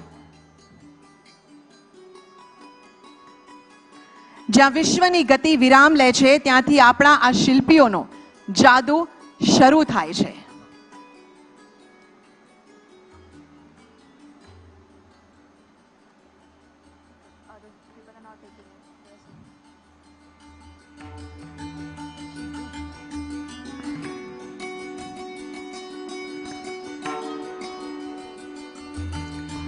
માત્ર 1 કેરેટમાંથી 1000થી વધુ તેજોમય હીરા કંડારવા અને પ્રત્યેક કણને એક સમાન આકાર અને સુષ્મા આપવી એ સુરતનું અજોડ વિશ્વ કૌશલ્ય છે. હીરો ભલે વસુધરાના કોઈ પણ છેડેથી આવે પણ તેની સાચી દિવ્યતા તો સુરતના રત્ન કલાકારોના હસ્તે જ પ્રગટે છે.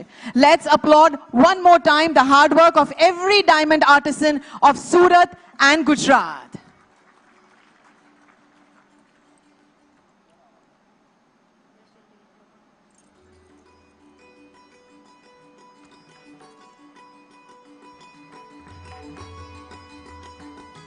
Thank you, everyone. Ladies and gentlemen, as we strengthen our global ties through the lens of regional cooperation, we are honored to have with us distinguished members of the Diplomatic Corps. May I first invite His Excellency Dr. Alexander Polishchuk, Ambassador Extraordinary and Plenipotentiary of Ukraine to India, to address the gathering. Welcome, His Excellency.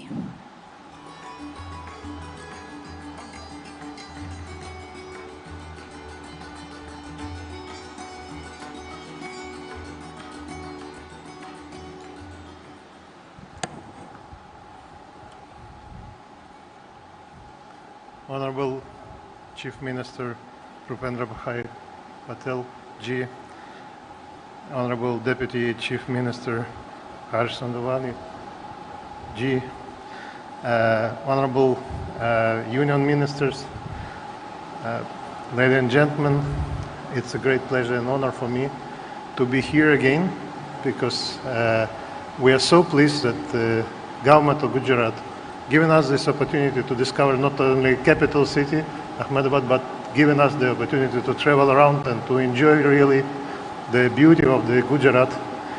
And thank you so much for that. And thank you for the opportunity to see as well some industrial capacity, what we visited yesterday. And thank you for the Wellspoon company for hosting us yesterday. It's outstanding textile production, which is very well known around the world.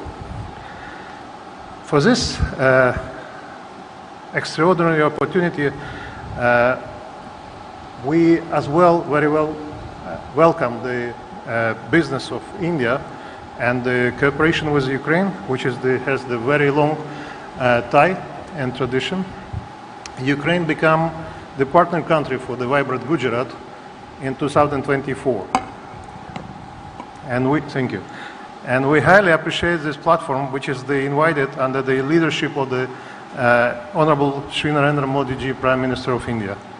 Ukraine sees India as a trusted and important partner, even the time of the tragic full-scale aggression Russia against the Ukraine, my country remains strong, and we believe that we can do a lot together. We are happy to see that our bilateral trade is recovering, and in 2025, trade turnover between Ukraine and India reached the $27 billion US. This is the strong positive signal. This is also in line with a joint statement adopted by Honorable Prime Minister and my President Zelensky during the historical visit of the Prime Minister of India to Ukraine in 2024. We signed together the joint statement, and it's the real roadmap for our enhancement of cooperation from the partnership to the strategic partnership. The leaders also expressed interest in moving our relation from the elevated to up to the strategic partnership, and we encourage a lot of business partners to do the business together, and the Gujarat is the highest priority for us. Ukraine is continuously working to increase bilateral trade, encouraging the mutual interest and strengthening people-to-people contact. In 2025, we opened it in Mumbai, the new diplomatic premises, which is the General Consulate of Ukraine, and we hope that it will help to everybody to elevate our relationship. We are followed with a great interest the vision of the Viksit Bharat 2047, led by Honorable Prime Minister Shri Narendra Modi ji. He is the great visionary and the most probably wisdom leader in the world today. Gujarat is a great example of this approach: strong industry, modern ports, active entrepreneurs, and clear result. Ukraine would be honored to contribute to this journey in the spirit of Manibhat Bharat through the practical cooperation in industry, technology, agriculture, education, medicine, pharmaceutical, IT, innovation, and modern engineering. We actually going to demonstrate all of our capacity for the cooperation in this afternoon seminar. You are kindly invited to take part in that. Ukraine and India are far from each other on a map, but we are so close in our hearts and soul. So both of us, the Asian civilization, and we both carry a deep sense of identity, dignity, and freedom. With that, thank you very much once more time, and I would like just to congratulate Gujarat Stapura Divas, which is the great achievement since the 1960 it was founded. Jai Jai, Garvi Gujarat. Thank you very much, sir. We request the esteemed dignitaries to keep their speech brief.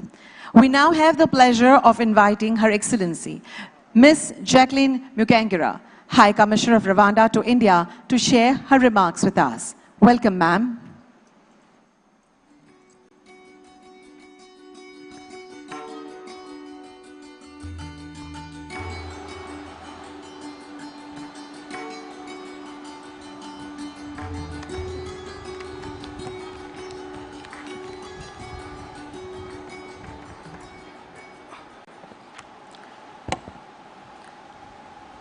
Honorable Chief Minister, Government of Gujarat, Honorable Minister of Petroleum and Natural Gas, Government of Gujarat, Government of India, Honorable Minister of Jal Shakti, Government of India, Honorable Deputy Minister, Deputy Chief Minister of Gujarat, Honorable Ministers and other senior government officials, Government of Gujarat, all protocol observed, Excellencies, Ambassadors and High Commissioners here present, distinguished industry leaders, ladies and gentlemen, good afternoon, Namaste, Shubh Savara, Kemcho Sundar, Gujarat. I'm honored and privileged to be here today, and I would like to take this moment to express my heartfelt gratitude to the Honorable Chief Minister of Gujarat for having invited Rwanda again as a country partner and giving me the opportunity to speak to this great audience. May I also congratulate Honorable Chief Minister of Gujarat for organizing successfully such an amazing regional conference like the two previous ones that I also attended. Gujarat's economic transformation is so impressive, and please keep up the momentum. Honorable Chief Minister of Gujarat, Honorable Ministers, distinguished guests, India and Rwanda share a long-standing partnership built on mutual respect, strong people-to-people ties, and a shared vision for economic transformation. Right Honorable Prime Minister of India, Shri Narendra Modi ji, visited my country in July 2018, and it was a special visit. 6 MOUs were signed during his visit, and he donated 200 cows to needy families, and today so many cows originating from that great donation are changing lives of so many Rwandans. I wish to take this opportunity to once again express my heartfelt gratitude to Shri Narendra Modi ji for his generosity and visionary leadership. His Excellency Paul Kagame, President of the Republic of Rwanda, visited India 5 times, and he attended the vibrant Gujarat Summit in 2017. PM Narendra Modi ji and my president have been very instrumental in the thriving relations between our two countries. The relations between Rwanda and India have been elevated to a strategic level thanks to our two eminent leaders. Our two countries have been supporting each other in various bilateral and multilateral fora.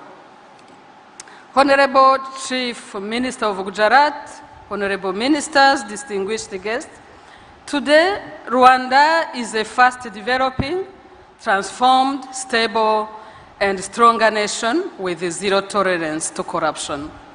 My country is #1 safest country in Africa and #6 worldwide for solo travelers.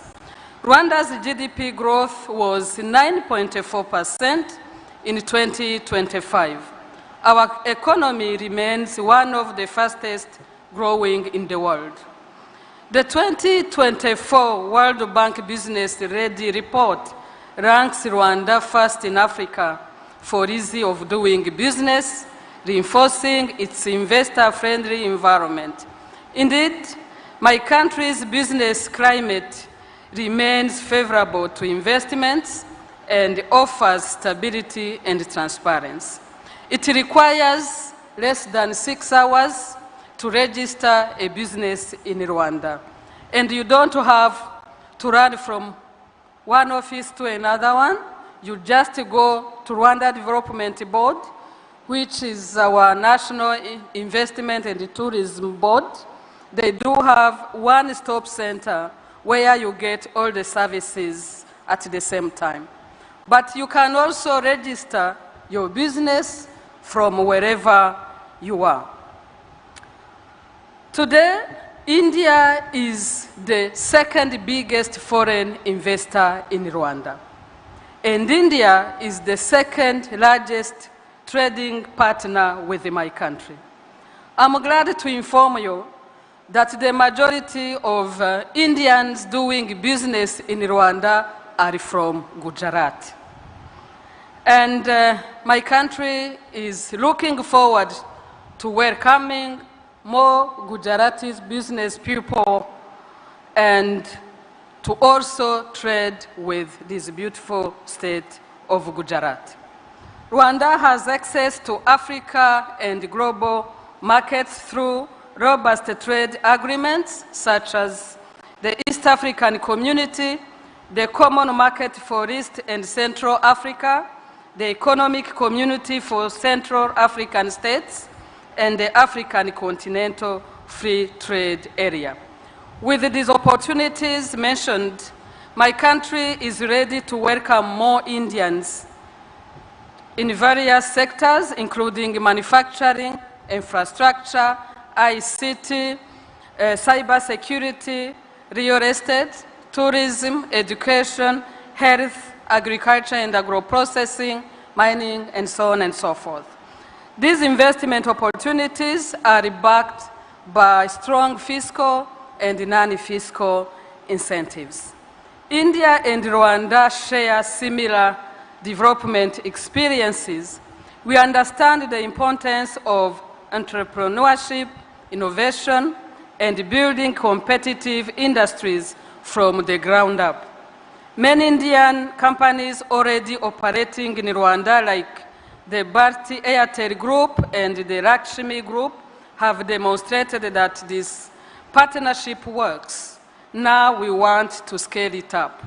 I would like to close my remarks by inviting you all to visit Rwanda, home to the famous mountain gorillas and the big five animals. You will also enjoy stunning scenery and special hospitality and unique experiences in the land of 1,000 hills. Please be advised that it's very easy to travel to Rwanda because all citizens from the world, irrespective of where they come from, can get a visa on arrival. Citizens from the Commonwealth of nations like India, those from la Francophonie and African countries get 1 month free visa on arrival. Thank you very much for your kind attention. Dhanyavad Abahar. Thank you very much, Madam. It is now my privilege to invite His Excellency, Mr. Simon Wong, High Commissioner of Singapore to India, to address the audience. Welcome, sir.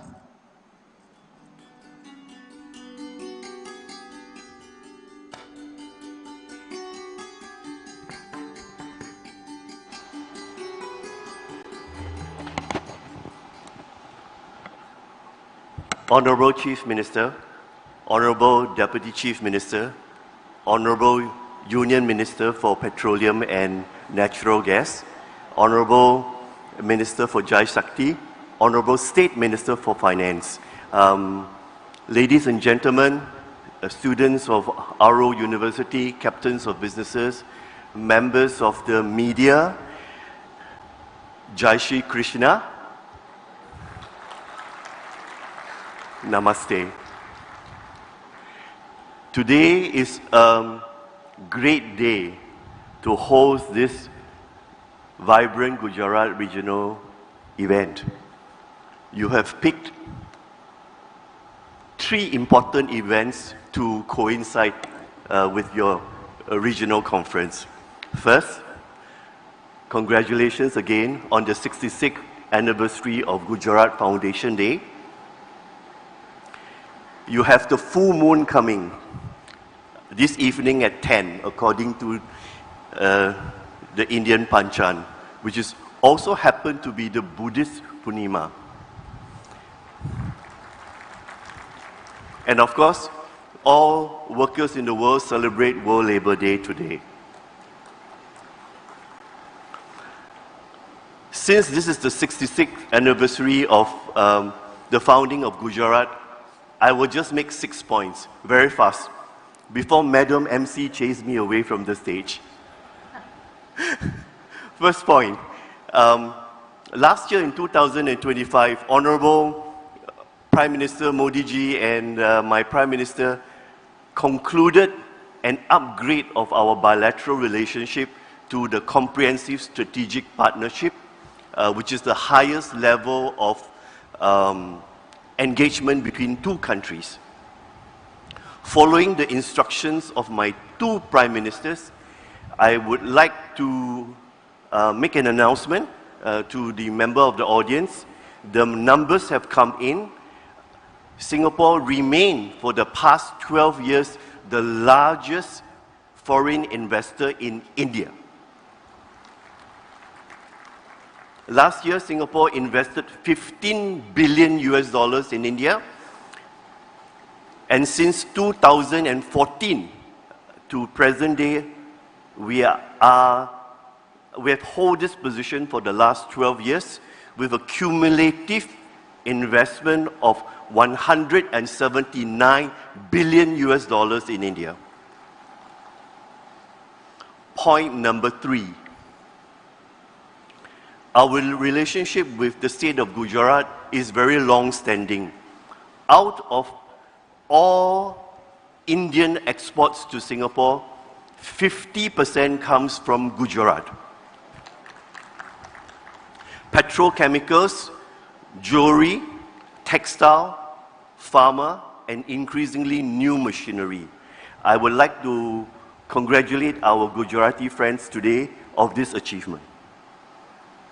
My 4th point, since this regional conclave is held in Surat, I would like also to report to you in terms of exports of cut diamonds and polished diamonds, Singapore received $100 million worth of diamonds from Surat.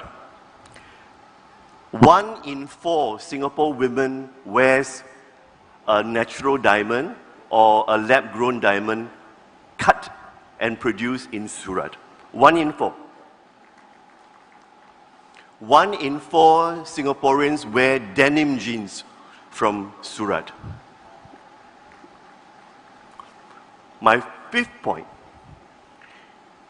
the relationship between Singapore and Gujarat is very forward-looking. We plan to do more things in the state of Gujarat, in GIFT City, Dholera, and Sanand in terms of the semiconductor and finance field. So we are looking ahead, and we are planning some big announcement to be made sometime in January at the main Vibrant Gujarat event next year. My last point, since Prime Minister Modi ji was Honorable Chief Minister, he has constantly visited Singapore, and that collaboration between Singapore and Gujarat is very long-standing. You can see a lot of handshakes around Gujarat, simply because the state of Gujarat has very, very kindly invited many key urban planners like Subarna Jurong to develop the state. The biggest project that we have right now, which is going to come online, is the Riverfront project, linking GIFT City, Gandhinagar, and Ahmedabad. And I think next year, when the Riverfront Rejuvenation Project is completed, you will see a 38-kilometer stretch of riverfront, beautiful riverfront, with the state-of-the-art AI indoor garden, the first in the world. With that, and with the vision in mind, I would like to say, Jai Hind, Jai Gujarat, thank you very much. Thank you very much, sir, for these words. To conclude this segment of diplomatic addresses, I now take the pleasure to invite His Excellency, Mr. Keiichi Ono, Ambassador of Japan to India. Welcome, sir.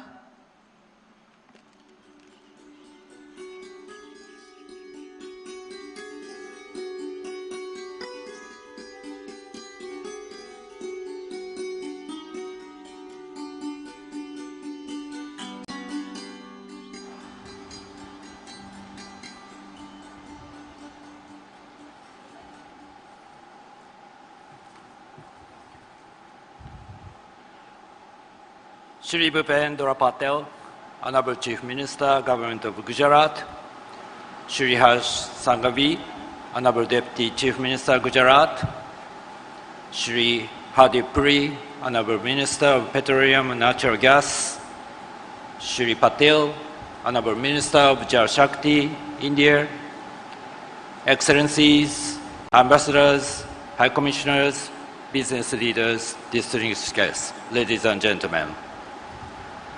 Saune, namaste. Marnam Keicho Noche. Hum Barat Ma Japano Rajdut Chum. A prasanje upastitu Gujarat Rajana Adhikariyo. Temaja sa manyanya mehamano ne. Turija Pradeshik Vibrant Gujarat na Udugatan Samaro Nimitte. Mara Hardik Abhinandan.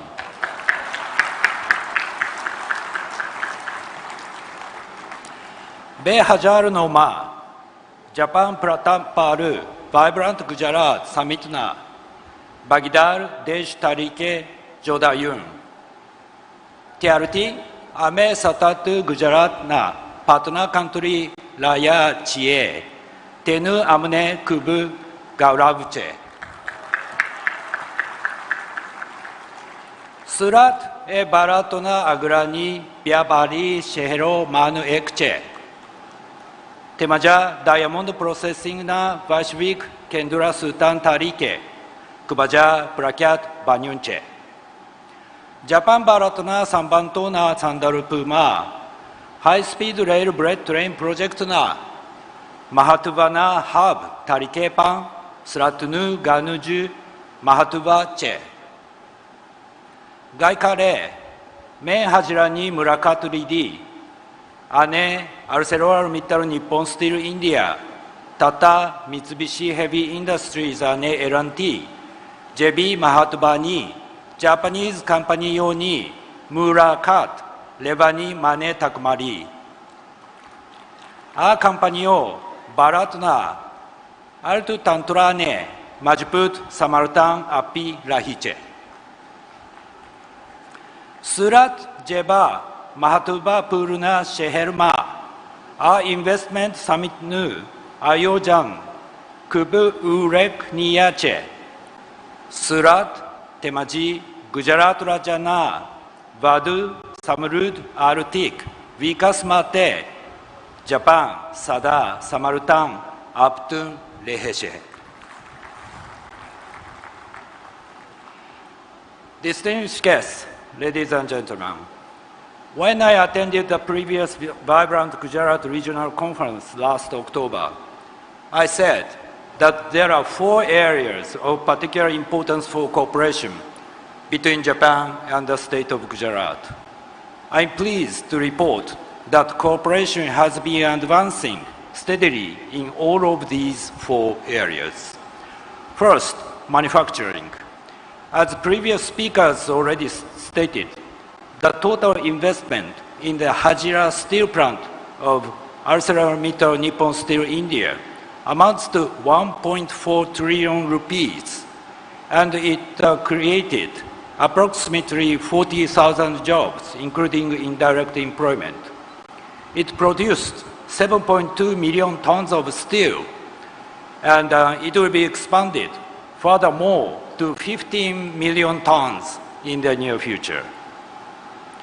Second, cutting-edge technologies.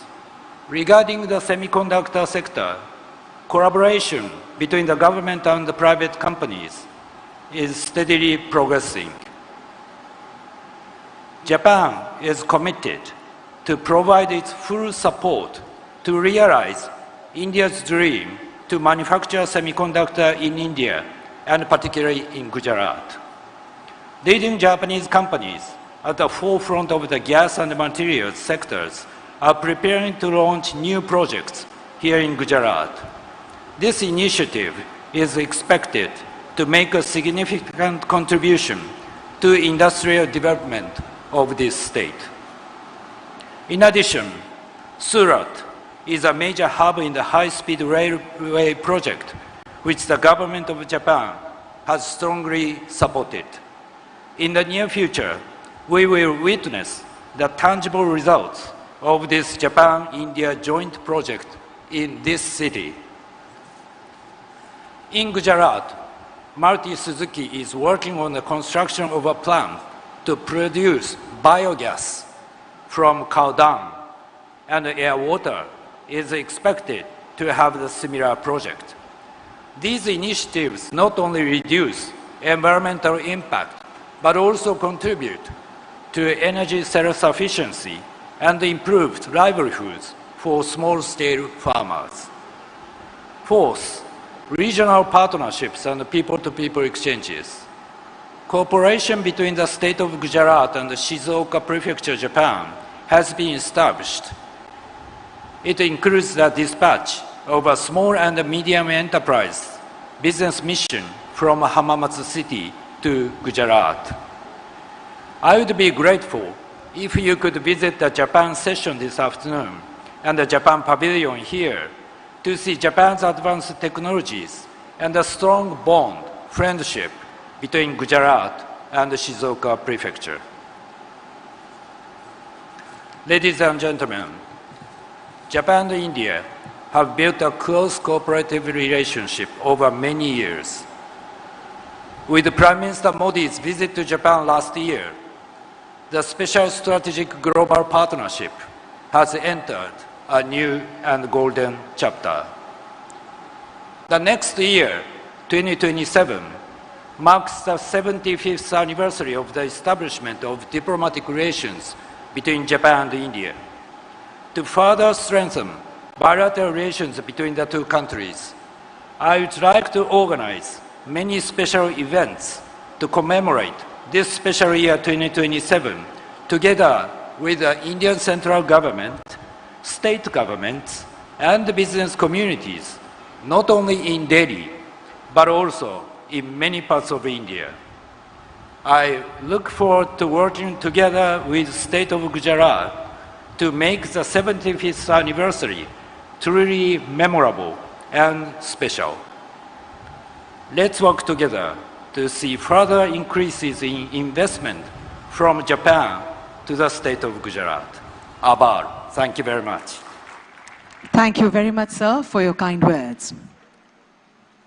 મિત્રો, જેઓની કાર્યશૈલી અને સંગઠન શક્તિના ઉદાહરણો સમગ્ર દેશમાં અપાય છે, તેવા આપણા નવસારીના ગૌરવ અને કેન્દ્રીય મંત્રી શ્રી CR પાટીલ સાહેબને માનભેર વિનંતી કરીએ છીએ કે તેઓ મંચ પર પધારી પોતાનું વક્તવ્ય રજૂ કરશો. આવો તાળીઓ સાથે તેઓને આવકારીએ.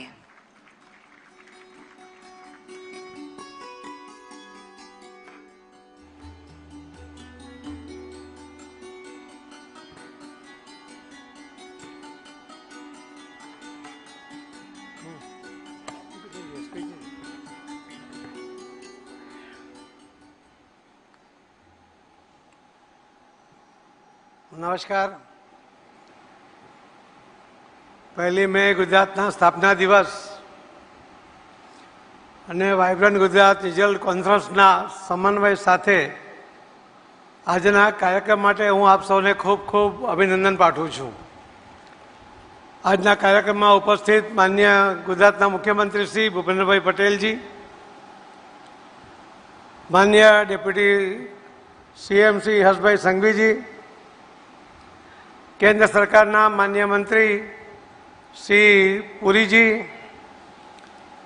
राज्य सरकारना सौ मंत्रीगण, अलग अलग देशों में आवेला अलग अलग राजदूतों, उच्चाधिकारीओ, सांसद श्री मुकेश भाई दलाल, सौ धारासभ्यश्रीओ, राज्य सरकारना अधिकारीओ अने अलग अलग क्षेत्रना विविध जे उद्योगपतिओ ने इंडस्ट्रियलिस्टो, आप सौने हूँ खूब खूब अभिनंदन साथे सूरतनी धरती पर स्वागत करूँ छूं.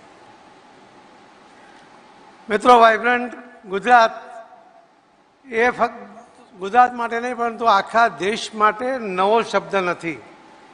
आपणे जाणीए छीए के माननीय प्रधानमंत्री श्री नरेंद्र मोदी साहेब द्वारा शुरू करेलो आ वाइब्रન્ટ गुजरातनो आ योजना એ ફૂલી ફાલીને ગુજરાતને પણ વિકાસના પંથે લઈ જઈને આગળ લઈ જવામાં એણે ખૂબ મોટો મહત્વનો ભાગ ભજવ્યો છે. ગુજરાતના પરિણામે દેશના વિવિધ રાજ્યોએ પણ આ યોજનાને અપનાવીને વાઇબ્રન્ટ ગુજરાત જેવી જ યોજનાઓને દેશમાં અને વિદેશમાં પણ જઈને પોતાના રાજ્યની અંદર ઇન્વેસ્ટમેન્ટ લાવવા માટેનો પ્રયત્ન કર્યો છે. ગુજરાતના વિકાસમાં આ ઇન્ડસ્ટ્રીયાલિસ્ટનો ઉદ્યોગપતિઓનો જે ભાગ છે એના કારણે જ આ ગુજરાત આટલો વિકસિત થયું છે. એના માટે હું સૌ ઇન્ડસ્ટ્રીયાલિસ્ટનો પણ ખૂબ ખૂબ આભાર માનું છું. વિશેષ કરીને જ્યારે આ વિસ્તારની અંદર આપ આવ્યો છો ત્યારે અહીં જે મોટી મોટી ઇન્ડસ્ટ્રીઝ છે એમણે દેશ અને દુનિયામાં પોતાના કામોથી એક પ્રકારનું યાદગાર કહી શકાય એવા કામો, ઐતિહાસિક કહી શકાય એ પ્રકારના કામો, એના કારણે એમણે સુરતને અને ગુજરાતને યશ અપાવ્યો છે. જે હમણાં એમએનએસમાં કહ્યું ઓમાનજીએ કે જે ચિરાબ નદીનો જે બ્રિજ બન્યો છે જે એફિલ ટાવરથી ઊંચો છે એનું સ્ટીલ પણ એ આપણા દેશમાં બન્યું છે. જે બોર્ડર ઉપર જે હર્ષભાઈએ વાત કરી કે બોર્ડર ઉપર જે આપણે અહીંયાથી તોપ બનાવીને મોકલી એ તોપ લગભગ 40 કિલોમીટર દૂરનો નિશાન ફક્ત 3 મીટર ડાબી કે જમણી બાજુ થઈ શકે એ પ્રકારની પરફેક્ટ કામ કરી શકે એ પ્રકારની તોપો એમણે બનાવી. એ એલએનટી એ પણ આપણે અહીંયા સુરતમાં હજીરામાં બની છે. એ આપણા માટે ખૂબ ગૌરવની વાત છે. ચાઇના સાથેના જ્યારે યુદ્ધભૂમિ ઉપર બોર્ડર ઉપર જ્યારે બરફ છે ત્યારે આ તોપો બરફમાં ખૂંપી ન જાય એ માટે પણ હલકા વજનની પણ જે તોપો બનાવી છે એ પણ આપણા અહીંયા સુરતમાં એલએનટીએ બનાવી છે. આવા અનેક વિશિષ્ટ પ્રકારના કામો અલગ અલગ ઇન્ડસ્ટ્રીએ આ દેશમાં અને ગુજરાતના યોગદાનમાં કર્યા છે. પણ આ ઇન્ડસ્ટ્રીની પ્રાથમિક જરૂરિયાત હોય છે ઇન્ફ્રાસ્ટ્રક્ચરની સાથે સાથે એને પાણીની પણ જરૂર હોય છે. સરકારનો તો સહયોગ છે જ. સરકારે તો કહ્યું છે કે અમે તમારા મિત્ર છીએ અને મિત્ર તરીકે સપોર્ટ કરીએ છીએ. ત્યારે આ પાણીની જરૂરિયાતને પણ ધ્યાનમાં રાખવાની જરૂર છે. અને એટલા જ માટે માનનીય પ્રધાનમંત્રી શ્રી નરેન્દ્ર મોદી સાહેબ આ દેશના વિકાસમાં પાણીની જરૂરિયાત પૂર્ણ કરવા માટે એમણે કમર કસી છે અને એના ખૂબ સારા પરિણામો એ આપણને જોવા પણ મળી રહ્યા છે. આપણા દેશમાં લગભગ 4000 BCM વરસાદનું પાણી આવે છે. આપણી જરૂરિયાત છે ફક્ત 1100 BCMની. અને જે વિકસિત ભારત 2047ની આપણે વાત કરીએ છીએ ત્યારે આપણી જરૂરિયાત ફક્ત 1180 BCM થવાની છે. પરંતુ આજે આપણી કેરિંગ કેપેસિટી લગભગ 6500 ડેમ, નદીઓ, નાળા સાથે ફક્ત 750 BCM છે. અને એના કારણે આપણે ધરતીમાંથી પાણી કાઢીએ છીએ. આપણી જરૂરિયાતને પૂર્ણ કરવા માટે જે આપણે પાણી ઉલેચીએ છીએ એ ચીન અને અમેરિકા એ યુએસ બંનેને મળીને જે પાણી ઉલેચે છે એના કરતાં પણ ડબલ પાણી એ આપણે જમીનમાંથી કાઢીએ છીએ. એક રિપોર્ટ હમણાં છપાયો હતો એની કેટલી સચ્ચાઈ છે એ જાણવા માટેના પણ અમે પણ પ્રયત્ન કરી રહ્યા છે. પણ એમાં કહેવામાં આવ્યું હતું કે જે આપણા દેશની અંદર જે પાણી ઉલેચવામાં આવે છે એના કારણે ધરતી પણ કેટલાક સેન્ટીમીટર સુધી પોતાના ધરી પરથી હલી જવાની શક્યતા છે. એના કારણે પણ ભયંકર પરિણામો આવી શકે એ પ્રકારની વાત એ રિપોર્ટમાં છે. એની સચ્ચાઈ પણ જાણવા માટે અમારા મંત્રાલયમાંથી પૂરા પ્રયત્ન કરવામાં આવી રહ્યા છે. આ ધરતી ઉપર સુરત શહેરમાં જ 6 સપ્ટેમ્બરના 2024ના દિવસે માનનીય પ્રધાનમંત્રી મોદી સાહેબે એક જળ સંચય જન ભાગીદારીથી જન આંદોલનનો એક આહ્વાન પણ કર્યું હતું. અને એની અંદર એમણે કહ્યું હતું કે કર્મભૂમિથી માતૃભૂમિ માટે એમણે યોગદાન આપવું જોઈએ. અને એના કારણે અમે લગભગ ગઈકાલ સુધીમાં 70 લાખથી વધુ સ્ટ્રક્ચર લોકોના સહકાર સાથે બનાવ્યા છે. અને એના કારણે ખૂબ મોટો જળ સંચય થયો છે. આપણે અહીંયા પણ લગભગ 2 BCM પાણી એ આપણે વધારાનો સંગ્રહ કરી શક્યા છે. તો આ જળ સંચયની જે વાત છે એ તો ઇન્ડસ્ટ્રીએ પોતે પણ કરવું જોઈએ છે. આપણે જાણીએ છીએ કે આપણે લગભગ 83% પાણી એ આપણે એગ્રીકલ્ચરમાં વાપરીએ છીએ, 14% પાણી આપણે કોમ્યુનિટીમાં વાપરીએ છીએ અને ફક્ત 2.5% પાણી આપણે ઇન્ડસ્ટ્રીમાં વાપરીએ છીએ. પરંતુ ઇન્ડસ્ટ્રી જ્યાં હોય છે ત્યાં વધારે પાણી વાપરે છે અને પોતાની જરૂરિયાત માટે એ ઘણીવાર જમીનમાંથી પાણી ઉલેચે છે. એના કારણે ખૂબ મોટી ભયંકર જે પરિણામો પણ સર્જાતા હોય છે. ત્યારે મારે સૌ ઇન્ડસ્ટ્રીયલિસ્ટને પણ અહીંયા કહેવું છે કે આપ સૌ પણ જમીનમાંથી પાણી ઉલેચવાને બદલે સરફેસ વોટર જ મેળવવાનો પ્રયત્ન કરો. સુરત શહેર તો એક સારું ઉદાહરણ છે કે મહાનગરપાલિકા સુરત દ્વારા લગભગ ટર્સરી ટ્રીટેડ વોટર વેચીને આજે લગભગ 300-350 કરોડ રૂપિયા એ કમાણી કરે છે અને હજુ પણ વધુ કરવા માટેનો પ્રયત્ન કરે છે.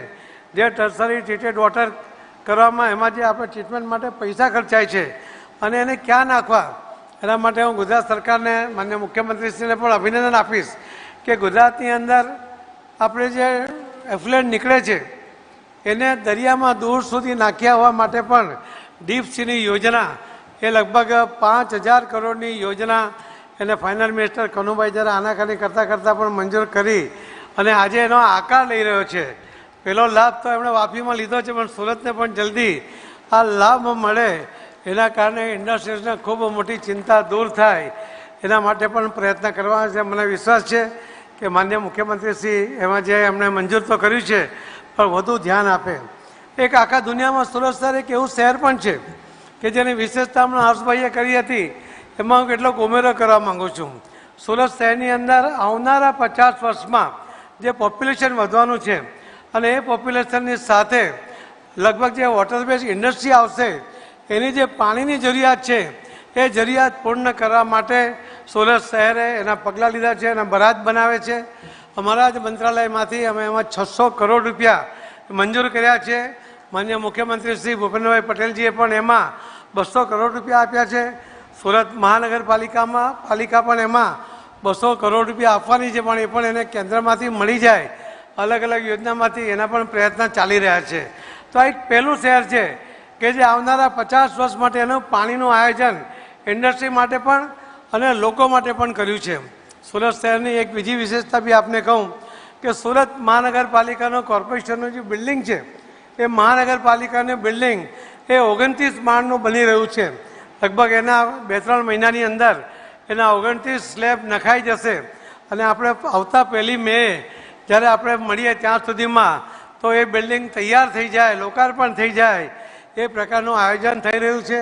એની પાછળ જ બીજું 29 માળનું બિલ્ડિંગ કે જેની અંદર રાજ્ય સરકારના જે સુરતમાં તમામ ઓફિસો છે એને પણ એક જ જગ્યાએ કરીએ અને આખા દેશમાં જેની પાસે સૌથી વધુ પાર્કિંગ છે એવું સરકારી બિલ્ડિંગ એ ગુજરાતમાં સુરતમાં બની રહ્યું છે. તો આ પ્રકારની વ્યવસ્થા જે માનનીય પ્રધાનમંત્રી મોદી સાહેબની ઈચ્છા હતી કે 55 માળનું બિલ્ડિંગ બનવું જોઈએ, પરંતુ એરપોર્ટ ઓથોરિટી તરફથી મંજૂરી ના મળી એના કારણે આપણે એને 29 માળના 2 બિલ્ડિંગ કર્યા અને એ પણ ફક્ત દેશમાં નહીં પૂરી દુનિયામાં મહાનગરપાલિકાનું સૌથી ઊંચું બિલ્ડિંગ એ અહીંયા બની રહ્યું છે. તો મિત્રો આવું એક સુરત કે જે સ્વયંભૂ પોતાની તાકાત પર પણ આગળ વધવા માટે તૈયાર હોય છે. સુરત પર આવનારી આફત એ પ્લેગ હશે કે પૂર હશે ત્યારે કોઈના મદદની રાહ જોયા વગર એ પોતે જ એ ઊભું થઈ જાય છે અને દોડતું થઈ જાય છે. અને એટલા જ માટે ગુજરાતની જે વિશેષતા છે કે જે અહીં બધા મહેમાનો આવે છે એમને કહીશ કે ગુજરાતીનો વિશેષ મહત્વ શું છે. વિશેષતા એની એ છે કે જો હાથ લંબાવે તો આપવા માટે લંબાવે, માંગવા માટે ક્યારેય કોઈ ગુજરાતી હાથ નથી લંબાવતો. એ ગુજરાતીઓની વિશેષતા છે અને એ સુરતની તો વિશેષ વિશેષતા છે. એના માટે હું સુરતીઓને પણ અને પૂરા ગુજરાતના સૌને ખૂબ ખૂબ અભિનંદન સાથે જે હમણાં આ વાઇબ્રન્ટ ગુજરાત રિજનલ કોન્ફરન્સને હું શુભેચ્છા પણ પાઠવું છું. મને વિશ્વાસ છે કે આનાથી ગુજરાતને જે પ્રગતિને એક બૂસ્ટ મળશે, એને આગળ વધવામાં ખૂબ તાકાત મળશે. આપ સૌના સહકાર બદલ અભિનંદન સાથે આભાર સાથે મારી વાતને વિરામ આપું છું. ધન્યવાદ. જય જય ગરી ગુજરાત. ભારત માતા કી. ખૂબ ખૂબ આભાર आदरणीय श्री CR पाटिल साहब आपना प्रेरणादायी विचारों बदल। अब मैं बड़े ही सम्मान के साथ मंच पर आमंत्रित करती हूं देश के विकास को नई गति देने वाले पेट्रोलियम एवं प्राकृतिक गैस के माननीय केंद्रीय मंत्री आदरणीय श्री हरदीप सिंह पुरी जी को। आइए तालियों की गुंजारों के साथ हम उनका स्वागत करें।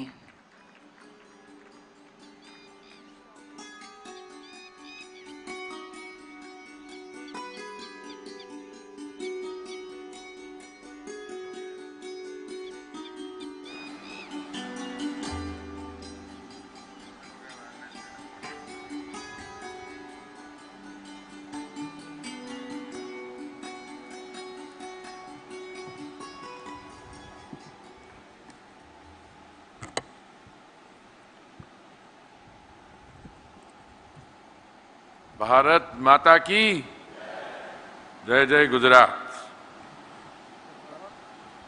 Shri Bhupendra Bhai Patel, Honorable Chief Minister of Gujarat, my colleague from the Cabinet, Shri C.R. Patel, Honorable Deputy Chief Minister, Shri Harsh Sanghvi ji, Excellencies, Ambassadors and High Commissioners of Japan, Singapore, Rwanda, Ukraine, Captains of Industry, friends from the government and business, ladies and gentlemen. At the outset, I must share with you my personal happiness to be here with you today as we celebrate Happy Gujarat Sthapna Divas. This state was constituted 66 years ago. Today we are meeting in South Gujarat, which is at the heart of India's industrial and entrepreneurial spirit, in a state that has become both the energy capital of India and the natural gas gateway of the country. The regional conference of Vibrant Gujarat has brought together a strong and serious gathering. National and international business leaders, governments and partner countries who see Gujarat not only as an investment destination, but as a working model for India's growth. Since this is also the first time that I am addressing a delegation of this nature and a meeting of this nature, since the present energy crisis began more than 60 days ago, I must share with you that during the last 60 days, I have been on a daily basis actively monitoring, along with my colleagues in the government and state governments, the supply situation for crude, LNG, LPG, petrol, diesel and aviation fuel. The first responsibility in terms of the objectives set out by the Honorable Prime Minister, Shri Narendra Modi ji, was to keep India supplied. Let me be plain. When a global supply chain faces disruption of 20 to 30% on important routes and products, no country can be insulated from the shock. Freight costs rise, insurance costs rise, cargoes are delayed, and every important country is forced to make hard choices. Yet, 60 days into the disruption, India is standing strong. Under the leadership of the Prime Minister, India has not allowed Indian kitchens to run short. We have not revised retail petrol and diesel prices. We have not allowed panic to become policy. In many other markets, citizens have seen queues, emergency revisions, rationing concerns, curtailed retail hours, and odd even working hours. Two time frames need to be emphasized here: 4 years and 60 days. For the last 4 years, despite volatility in global crude and product markets, Indian consumers have been shielded at the retail pump. For 60 days in this crisis, while crude import costs rose sharply and the region faced severe disruption, that shielding has continued. I know comparisons are odious, and I'm not in the business of pointing to what the others have done in order to prove that we have done it differently, but I think some comparisons need to be just barely cross-referenced. And I will take the period 28th February to 23rd April. Why do I take the period 28th February to 23rd April? Because 28th February is when the problems as a result of the military conflict and the closure of the Strait of Hormuz started. During this period, there has been a zero increase in Indian energy prices at the retail point. I know some people will point to commercial LPG, but that's not set by the government. As far as the government is concerned and the commitment to the consumer is concerned, zero increase. But that is not only in this last 60 days, also in the last 4 years. Many of our colleagues in the world's largest and most vibrant democratic system say that we have kept prices under control because we have an election. We've had many elections in the last 4 years. Yes, if the time comes, the government will take the decision. But the Prime Minister's commitment to the 33 crore, and for my friends in the diplomatic community, 33 crore is 330 million. 330 million households are supplied piped gas. Today is the 10th anniversary of the Ujjwala scheme. The Ujjwala scheme supplies beneficiaries 10 crore 55 lakhs. That would be more than 100 million beneficiaries. Also, let me point out that whilst we have done this, one country towards our west, I'm not going to name it, announced a petrol emergency revision on 2nd April. Petrol prices went up by 42.7% and diesel prices by 54.9%. In another country, in India's immediate neighborhood, petrol prices went up in 39.5%, diesel 66.9%. One country, first I named, is to our west, the other country slightly north. Another country, south, one of our smaller island neighbors, prices went up 35.8% of petrol, diesel 35.9%. Another country, slightly east, immediate neighborhood, petrol prices went up 16.4%, diesel prices 15%. Let me mention the United States. It is the world's largest economy. It is also, in many ways, a global leader. In the United States, diesel peak went up 58%. I'm not taking prices on the west coast of the United States or prices at the retail point in cities in which you are all familiar. They're all $4.36. United Kingdom, year on year, diesel prices gone up 26%, petrol prices 11%. Germany, another major powerhouse in Western Europe, fuel prices have gone up 19.8%. European Union overall, diesel prices 19.1%, petrol prices 10.6%. I could go on, ladies and gentlemen, but that's not the purpose. My purpose today is to say that you are here to deal and reaffirm your commitment in vibrant Gujarat. And I have always maintained, not in the last 9 years that I've been a part of Modi ji's team, but even earlier, if you want to do business, Gujarat is the right place. When I was a student in the university, people used to ask me, how do you understand Western capitalism? I used to say, understand the Protestant ethic and the rise of Western capitalism. You want to understand dynamic growth and capitalism in India? Have a look at the Gujarati model, which is also not just a traditional model which makes your investment grow. Look at what they have done for the development of the state. I have been a visitor to Gujarat. I've been very fortunate. I've been coming here for many years, but every time I come, I find that the fruits of development, and I think I want to pay a compliment to the Honorable Chief Minister, Bhupendra Bhai Patel ji, my other colleagues in the Gujarat cabinet who are here. If I started naming all of them and their contribution, it would take a long time. But I compliment all of you.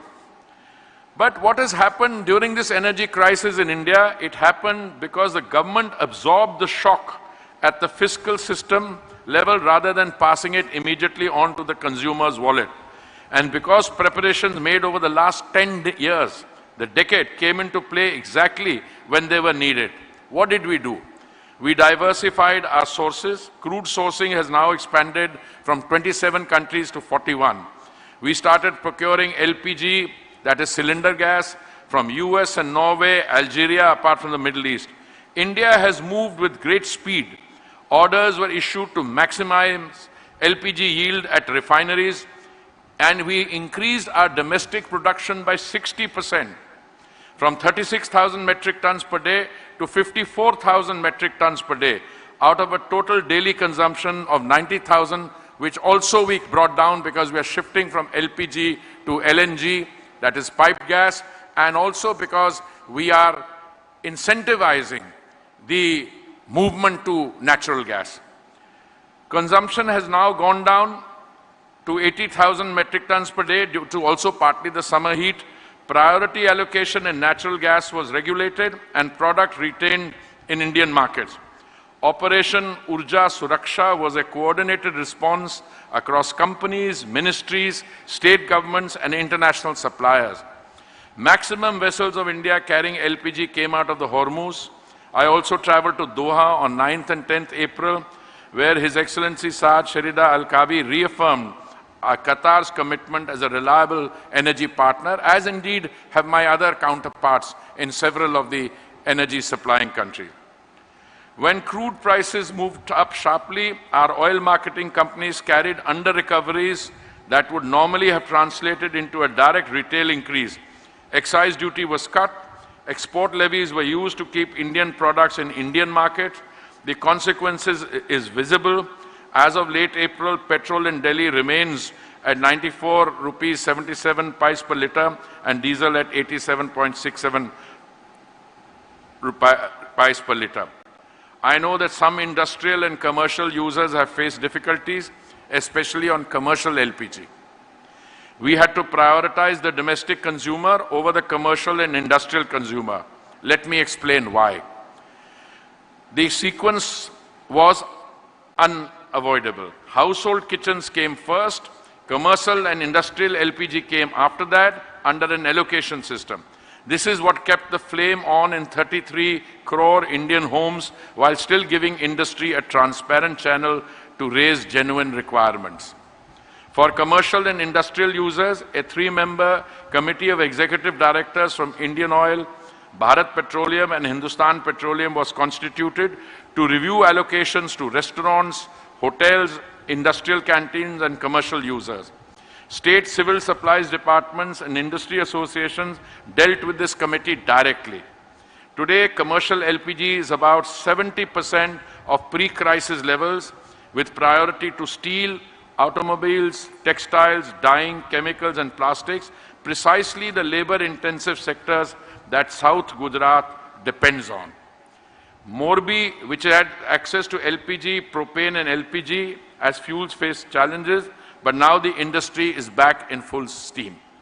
In parallel, the government accelerated the structural shift to piped natural gas, PNG and CNG transport, which were held at full allocation throughout. Fertilizer was protected at high allocations. This brings me back to Gujarat. Gujarat operates 4 refineries at 101.9 million metric tons per annum, almost refining 40% of India's crude. It hosts 4 LNG terminals with 32.7 million metric tons per annum of capacity, the largest LNG receiving footprint in the country. It carries about 4,800 kilometers of main gas pipeline. Gujarat accounts for 26% of India's entire CGD consumption, about half of India's commercial PNG, and about a quarter of India's industrial PNG. On gas, Gujarat is at the center of India's energy story. India's ambition is to raise the share of natural gas in the primary energy mix. Gujarat is already there. The share of natural gas in Gujarat's primary energy mix is 21.6%, close to the global average of 22.7% and more than 3 times the all India figure. We often hear that India is import dependent.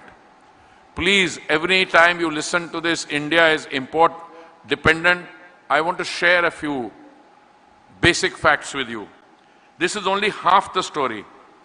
India now produces 60% of the LPG requirement and about 50% of the natural gas requirements domestically.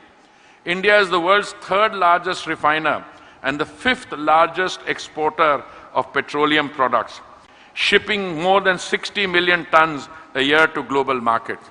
So if I buy raw crude at this price and then process it and sell petroleum products with a markup of many percent, is it bad to be doing that or to be import dependent? Consider Belgian chocolates. The world calls them Belgian and pays a premium for them, yet Belgium does not grow a single cocoa bean. The cocoa is grown in West Africa. The sugar comes from elsewhere. Belgium is renowned because it refines, blends, and exports. India is becoming that for energy. We do not extract every molecule we use, but we increasingly add the value, refining it, transporting it, storing it, marketing it, and shipping it onwards.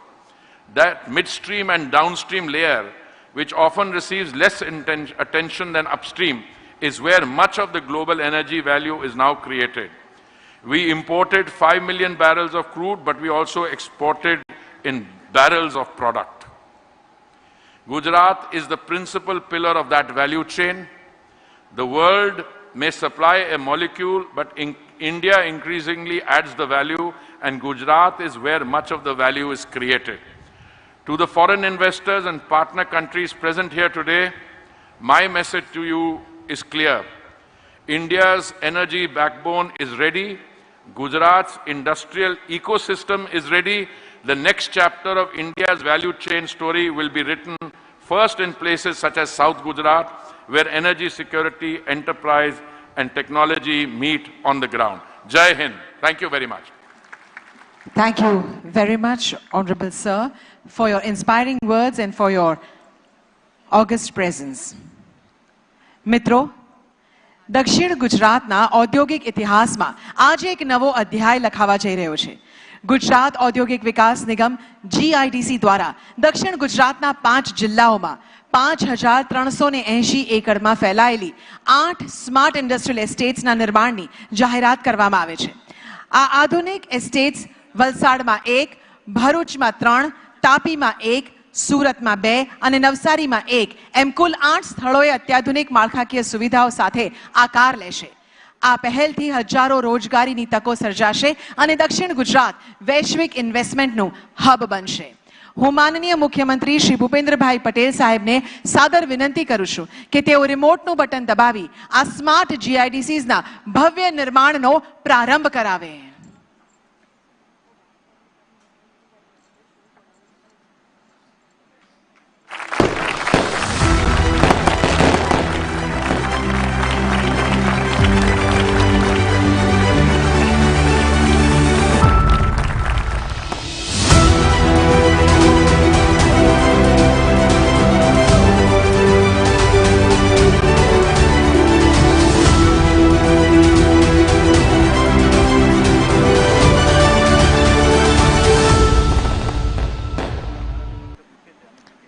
અભિનંદન, આભાર. મિત્રો, જેઓના નિર્ણાયક નેતૃત્વમાં ગુજરાતનો વિકાસ એક ઉત્સવ બની ગયો છે અને જેમનું વ્યક્તિત્વ સૌમ્યતા અને સામર્થ્યનો અદ્ભુત સંગમ છે. ગુજરાતના પાયાના પથ્થર બનીને કોઈ પણ પ્રકારના આડંબર વગર શાંતિથી પણ મજબૂતીથી રાજ્યના ભવિષ્યને કંડારનારા એવા આપણા આત્મીય જનનેતા માનનીય મુખ્યમંત્રી શ્રી ભૂપેન્દ્રભાઈ પટેલ સાહેબને આવો તાળીઓના નાદ સાથે મંચ પર આમંત્રિત કરીએ તેઓના માર્ગદર્શન માટે. ખૂબ ખૂબ સ્વાગત છે માન્ય મુખ્યમંત્રી સાહેબ.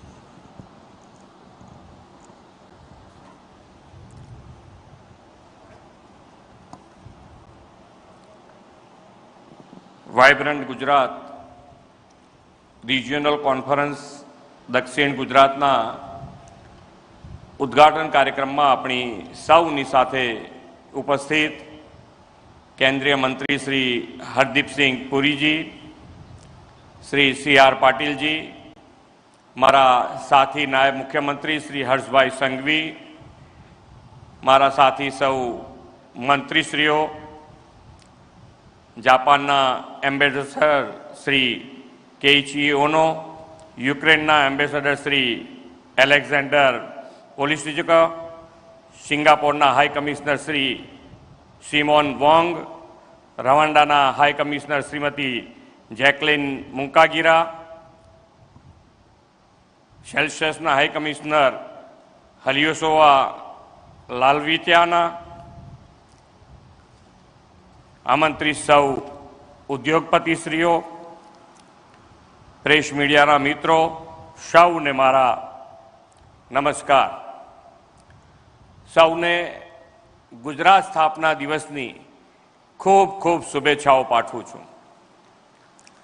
આજથી 6.5 દાયકા પહેલા 1 મે 1960માં મુંબઈ રાજ્યમાંથી જ્યારે ગુજરાત અલગ રાજ્ય તરીકે અસ્તિત્વમાં આવ્યું ત્યારે એવું કહેવાતું કે રણ, દરિયો અને ડુંગર ધરાવતું આ રાજ્ય શું પ્રગતિ કરશે. પણ વિશ્વ નેતા અને યશસ્વી વડાપ્રધાન શ્રી નરેન્દ્રભાઈ મોદીના નેતૃત્વમાં એ જ ગુજરાત આજે સેમિકન્ડક્ટર મેન્યુફેક્ચરિંગ હબ સાથે દેશના વિકાસનું રોલ મોડેલ બન્યું છે. 1960 થી 2001 સુધીના 4 દાયકામાં રાજ્યનો જે વિકાસ થયો હતો તે સૌની નજર સામે છે. એક વિઝનરી નેતૃત્વ મળે તો કેવું ટ્રાન્સફોર્મેશન થઈ શકે તે શ્રી નરેન્દ્રભાઈએ સેવા દાયિત્વ સંભાળ્યું ત્યારથી જ આપણે જોયું છે. વીજળી, પાણી, રોડ રસ્તા જેવી બેઝિક ઇન્ફ્રાસ્ટ્રક્ચર અને દેશના સૌથી લાંબા દરિયા કિનારાની પડકારજનક સ્થિતિ હતી. આદરણીય મોદી સાહેબે સ્થિતિ બદલવાનો મક્કમ નિર્ધાર કર્યો. જ્યોતિર્ગ્રામ યોજનાથી 24 કલાક વીજળી આપી, નર્મદાના પાણી કેનાલ અને પાઇપલાઇન નેટવર્કથી છેક કચ્છ સુધી પહોંચાડ્યા, રોડ નેટવર્ક સંગીન બનાવ્યું. કચ્છનું રણ આજે પ્રવાસનનું તોરણ બન્યું છે. રાજ્યના ડુંગરો ઇકો ટુરિઝમ અને સંતુલિત વિકાસના પર્યાય બન્યા છે. ઐતિહાસિક કાળથી ગુજરાતનું વહાણવટું અને બંદરો વિશ્વ વેપારના કેન્દ્રો રહ્યા છે. એક ઐતિહાસિક ગ્રંથમાં તો એવો ઉલ્લેખ પણ છે કે 2000 વર્ષ પહેલા મધ દરિયેથી મોટા જહાજોને પાયલોટિંગ કરીને ભરૂચ બંદરે વેપાર માટે લાવવામાં આવતા હતા. જે દરિયો એક સમયે ડ્રગ્સ, દાણચોરી અને આતંકવાદી પ્રવૃત્તિઓ માટે કુખ્યાત હતો તે દરિયા કિનારાને પોર્ટ લેડ ડેવલપમેન્ટથી સમૃદ્ધિનું પ્રવેશદ્વાર બનાવ્યું. આજે દેશના કુલ કાર્ગોના 40% કાર્ગો હેન્ડલિંગ એકલું ગુજરાત કરે છે. શ્રી મોદી સાહેબે જે લાંબા ગાળા અને સસ્ટેનેબલ ડેવલપમેન્ટનો એપ્રોચ અપનાવ્યો તેનાથી ઇન્ફ્રાસ્ટ્રક્ચર ડેવલપમેન્ટથી ઉદ્યોગોની સાથે સામાજિક જીવનમાં પણ મોટો બદલાવ આવ્યો. વેપારી રાજ્ય ગુજરાતની કાયાપલટ કરવાનો આદરણીય શ્રી નરેન્દ્રભાઈએ વાઇબ્રન્ટ ગુજરાત ગ્લોબલ ઇન્વેસ્ટર સમિટથી આગવી દૂરંદેશીતાથી નિર્ધાર કર્યો. જ્યારે કોઈને આવી સમિટનો વિચાર પણ નહોતો આવતો ત્યારે ગુજરાતની ઉદ્યોગ સંભાવનાઓ વિશ્વ સમક્ષ મૂકવા તેમણે 2003માં વાઇબ્રન્ટ સમિટ શરૂ કરાવી. વાઇબ્રન્ટ સમિટની ઉત્તરોત્તર જ્વલંત સફળતાથી ગુજરાત આજે FDI મેળવવામાં અગ્રેસર છે. પાછલા 24 વર્ષમાં ગુજરાતે $68.9 બિલિયન FDI મેળવ્યું છે. દેશના ઇન્ડસ્ટ્રીયલ આઉટપુટમાં ગુજરાત 18%નો ફાળો આપે છે.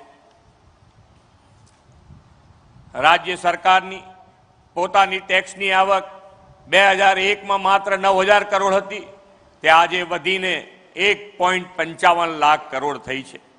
વીજ ઉત્પાદન પણ 53,000 મેગાવોટ થયું છે અને દેશની રિન્યુએબલ એનર્જીમાં ગુજરાત 15% હિસ્સો આપે છે. એગ્રીકલ્ચર, મેન્યુફેક્ચરિંગ તેમજ સર્વિસ સેક્ટરમાં આ અઢી દાયકામાં ગુજરાતે ખૂબ મોટો જમ્પ લગાવ્યો છે. હવે તો સાણંદ ધોલેરા સેમિકન્ડક્ટર હબ બન્યો છે. અત્યાર સુધીમાં 2 સેમિકન્ડક્ટર પ્લાન્ટ કાર્યરત થઈ પણ ચૂક્યા છે. વાઇબ્રન્ટ ગુજરાત ઇન્વેસ્ટર સમિટ અને વડાપ્રધાનશ્રીના ડેવલપમેન્ટ વિઝનના પરિણામે ગુજરાત આજે દેશમાં સૌથી વધુ રોજગારી આપતું રાજ્ય બન્યું છે. ગુજરાતના ઇન્ડસ્ટ્રીયલ ડેવલપમેન્ટ સાથે એજ્યુકેશન, હેલ્થ, એગ્રીકલ્ચર, સર્વિસ સેક્ટરમાં પણ હોલિસ્ટિક ડેવલપમેન્ટથી દુનિયા આજે આખી પ્રભાવિત થઈ છે.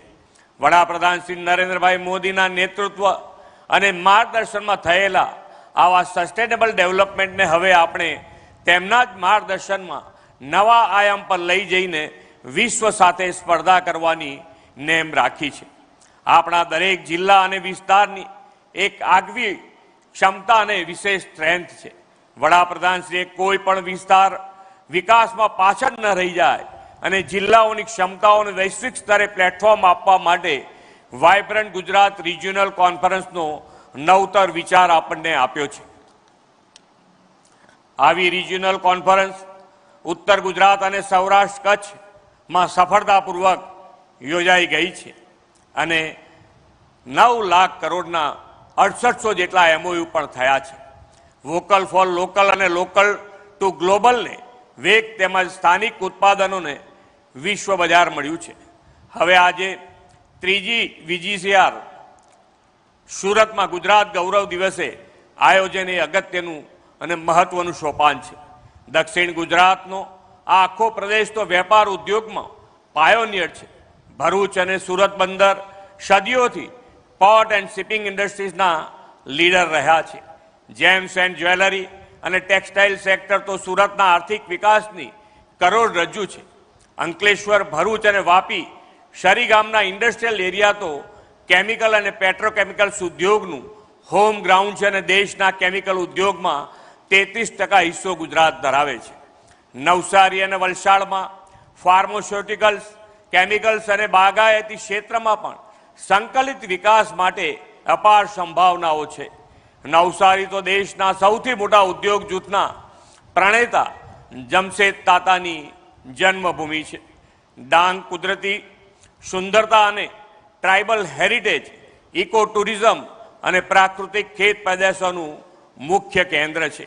આદરણીય શ્રી મોદી સાહેબની નેમ છે કે દક્ષિણ ગુજરાતનો આ ભવ્ય વારસો આવનારા સમયના ઉદ્યોગ સાથે કદમ મિલાવે અને સુરત દેશના આર્થિક ગતિવિધિનું મોટું કેન્દ્ર બને.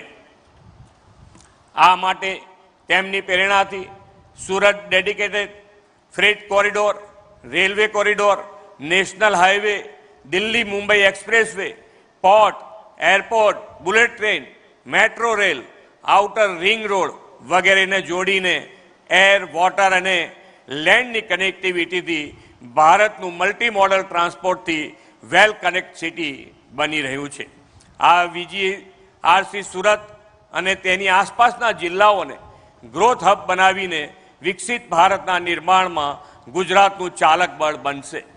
2047 સુધીમાં વિકસિત ભારતના નિર્માણના વડાપ્રધાનશ્રીએ આપેલા વિઝનને સાકાર કરવા માટે આપણે વિકસિત ગુજરાત 2047નો રોડ મેપ તૈયાર કર્યો છે.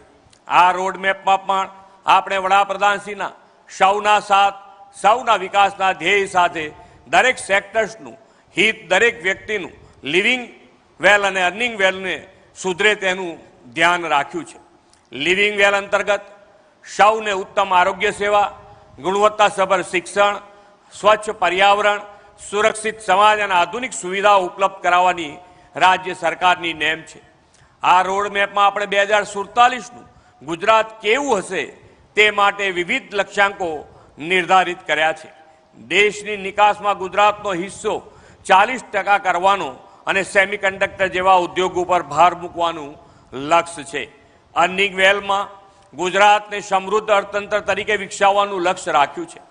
EV, green hydrogen, semiconductor, AI જેવી ફ્યુચર ઇન્ડસ્ટ્રીઝ દ્વારા ઇન્વેસ્ટમેન્ટ અને એમ્પ્લોયમેન્ટ બંને વધારવાના છે.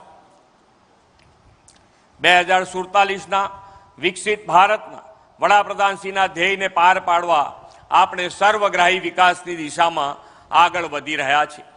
દરેક જિલ્લો પોતાના આગવા પોટેન્શિયલ સાથે આ દિશામાં આગળ વધે તે માટે 6 રિજિયનલ ઇકોનોમી માસ્ટર પ્લાન તૈયાર કર્યા છે. આ બધા ઇકોનોમી રિજિયનમાં 20 જેટલા પ્રાયોરિટી સેક્ટર નક્કી કરીને 29 જેટલા મેગા પ્રોજેક્ટ અમલમાં મૂકવામાં આવશે. ઉત્તર ગુજરાતમાં automobile, dairy sector, food processing, life science જેવા સેક્ટરમાં વિશેષ સંભાવનાઓ રહેલી છે. એવી જ રીતે કચ્છમાં green hydrogen, mineral processing, tourism, transport and logistic જેવા સેક્ટર્સમાં પોટેન્શિયલ છે. સૌરાષ્ટ્રમાં સિરામિક, એન્જિનિયરિંગ ગુડ્સ અને ફૂડ પ્રોસેસિંગ, તો કોસ્ટલ રિજનમાં blue economy, renewable energy, agro પ્રોસેસિંગની તકો રહેલી છે. એવી જ રીતે મધ્ય ગુજરાતમાં એડવાન્સ મેન્યુફેક્ચરિંગ, ફાર્મા અને બાયોટેકનોલોજી, બાયોફ્યુઅલ, ડેરી અને ફ્રૂટ પ્રોસેસિંગ તેમજ ટુરિઝમમાં વિશાળ તકો રહેલી છે. એવી જ રીતે આ સુરત ઇકોનોમી રિજનમાં કેમિકલ અને ફાર્મા, ટેક્સટાઇલ અને એપરલ તેમજ gems and jewellery, agriculture, real estate અને ટુરિઝમનું પોટેન્શિયલ રહેલું છે. સુરતમાં તો શ્રી મોદી સાહેબના માર્ગદર્શનમાં નીતિ આયોગ દ્વારા સુરતને ગ્રોથ હબ તરીકે વિકસાવવાનો ઇકોનોમી માસ્ટર પ્લાન મંજૂર પણ થઈ ગયો છે. રાજ્યના જીડીપીમાં 25% ફાળો આપતો સુરત ઇકોનોમી રિજિયન 2047 સુધીમાં 20 ગણી વૃદ્ધિ સાથે ગુજરાતના જીડીપીમાં 35%થી વધુ ફાળો આપશે એવો અંદાજ છે. ગુજરાતની આવી અવિરત વિકાસ યાત્રાને વડાપ્રધાન શ્રી નરેન્દ્રભાઈ મોદીના નેતૃત્વ અને માર્ગદર્શનમાં નવી દિશા, નવી ઉર્જાને નવો વેગ મળ્યો છે. વડાપ્રધાન શ્રી 2047 સુધીમાં વિકસિત અને આત્મનિર્ભર ભારત બનાવવાનું જે લક્ષ્ય રાખ્યું છે તેમાં ગુજરાત ચોક્કસ વિઝન સાથે આગળ વધી રહ્યું છે. ઇન્ક્લુઝિવ ગ્રોથની ભાવના સાથે વિકસિત ભારત માટે વિકસિત ગુજરાતનું નિર્માણ કરવું છે. આ માટે vibrant Gujarat regional conference perfect platform છે. આ વીજીઆરસીમાં સહભાગી થઈ રહેલા વેપાર ઉદ્યોગ જગતના સૌ અગ્રણીઓને મારું આમંત્રણ છે કે આવો આપણે સાથે મળીને વડાપ્રધાન શ્રી મોદી સાહેબની કલ્પનાના વિકસિત ભારત માટે વિકસિત ગુજરાતની લીડ લઈએ એ જ અપેક્ષા સાથે વિરમું છું. ભારત માતા કી જય. વંદે માતરમ. જય જય ગરવી ગુજરાત. ગુજરાતની અવિરત પ્રગતિના રોડમેપ અને આપના અમૂલ્ય માર્ગદર્શન માટે આદરણીય મુખ્યમંત્રી શ્રી સાહેબ, આપનો પણ અમે ખૂબ ખૂબ આભાર માનીએ છીએ. મિત્રો, પ્રગતિના સંકલ્પને હવે આપણે સાકાર કરવા તરફ આગળ વધી રહ્યા છીએ. દક્ષિણ ગુજરાતના ઔદ્યોગિક વિકાસને નવા શિખરો પર લઈ જવા માટે હવે વિવિધ ક્ષેત્રોના અગ્રણીઓ વચ્ચે MOU એક્સચેન્જ એટલે કે સમજૂતી કરારનું આદાન પ્રદાન થશે. Foremost May I invite Mr. Anil Bhatia, Vice President, HBA Future Energy, and Shri Ashish Wala, Joint Secretary, OSD Power, EPD for the MOU exchange. The project is proposed for production of 8 lakh tons of green hydrogen and green ammonia through floating ammonia production, storage and offloading. સૌને વિનંતી છે કે પોતાનું સ્થાન જાળવી રાખશો.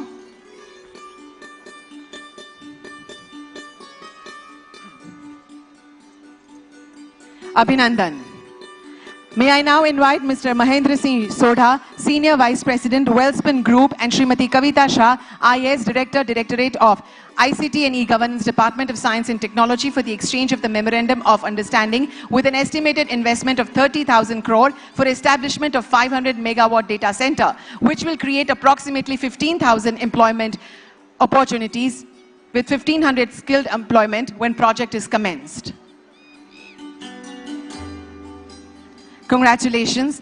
May I invite Mr. Mahendra C. Sodha, Senior Vice President, Wellspun Group, and Srimati Kavita Shah for the exchange of the Memorandum of Understanding with an estimated investment of 250 crore for establishing a Global Capability Center, GCC, in Gujarat to deliver customized IT services and digital solutions. It will give employment opportunities to 1,500 direct persons. Congratulations. May I invite Mr. Dhruv Dholakia, Director, Goldie Solar Private Limited, and Shri P. Swaroop Industries Commissioner, IS, for the MOU exchange with an estimated investment of 9,500 crore to establish manufacturing facility for 16 gigawatt cell, wafer and ingot manufacturing, creating approximately 11,500 employments. Congratulations. May I invite Mr. Vipul Shah, Director, Solex Energy Limited, and Shri P. Swaroop Sir for the MOU exchange for the proposed project of setting up 10 gigawatt cell manufacturing plant and 10 gigawatt of BESS with proposed investment of 4,000 crore and approximately 4,000 employments generations. Thank you and congratulations. May I invite Mr. Sanjay Raturi, Finance Head, NOSIL Limited, and Shri K.C. Sampath, IS and Additional Industries Commissioner, for the MOU exchange with proposed investment of 530 crore to establish manufacturing facility for production of rubber chemical at Dahej, Gujarat, creating 240 employment opportunities. Congratulations and good wishes.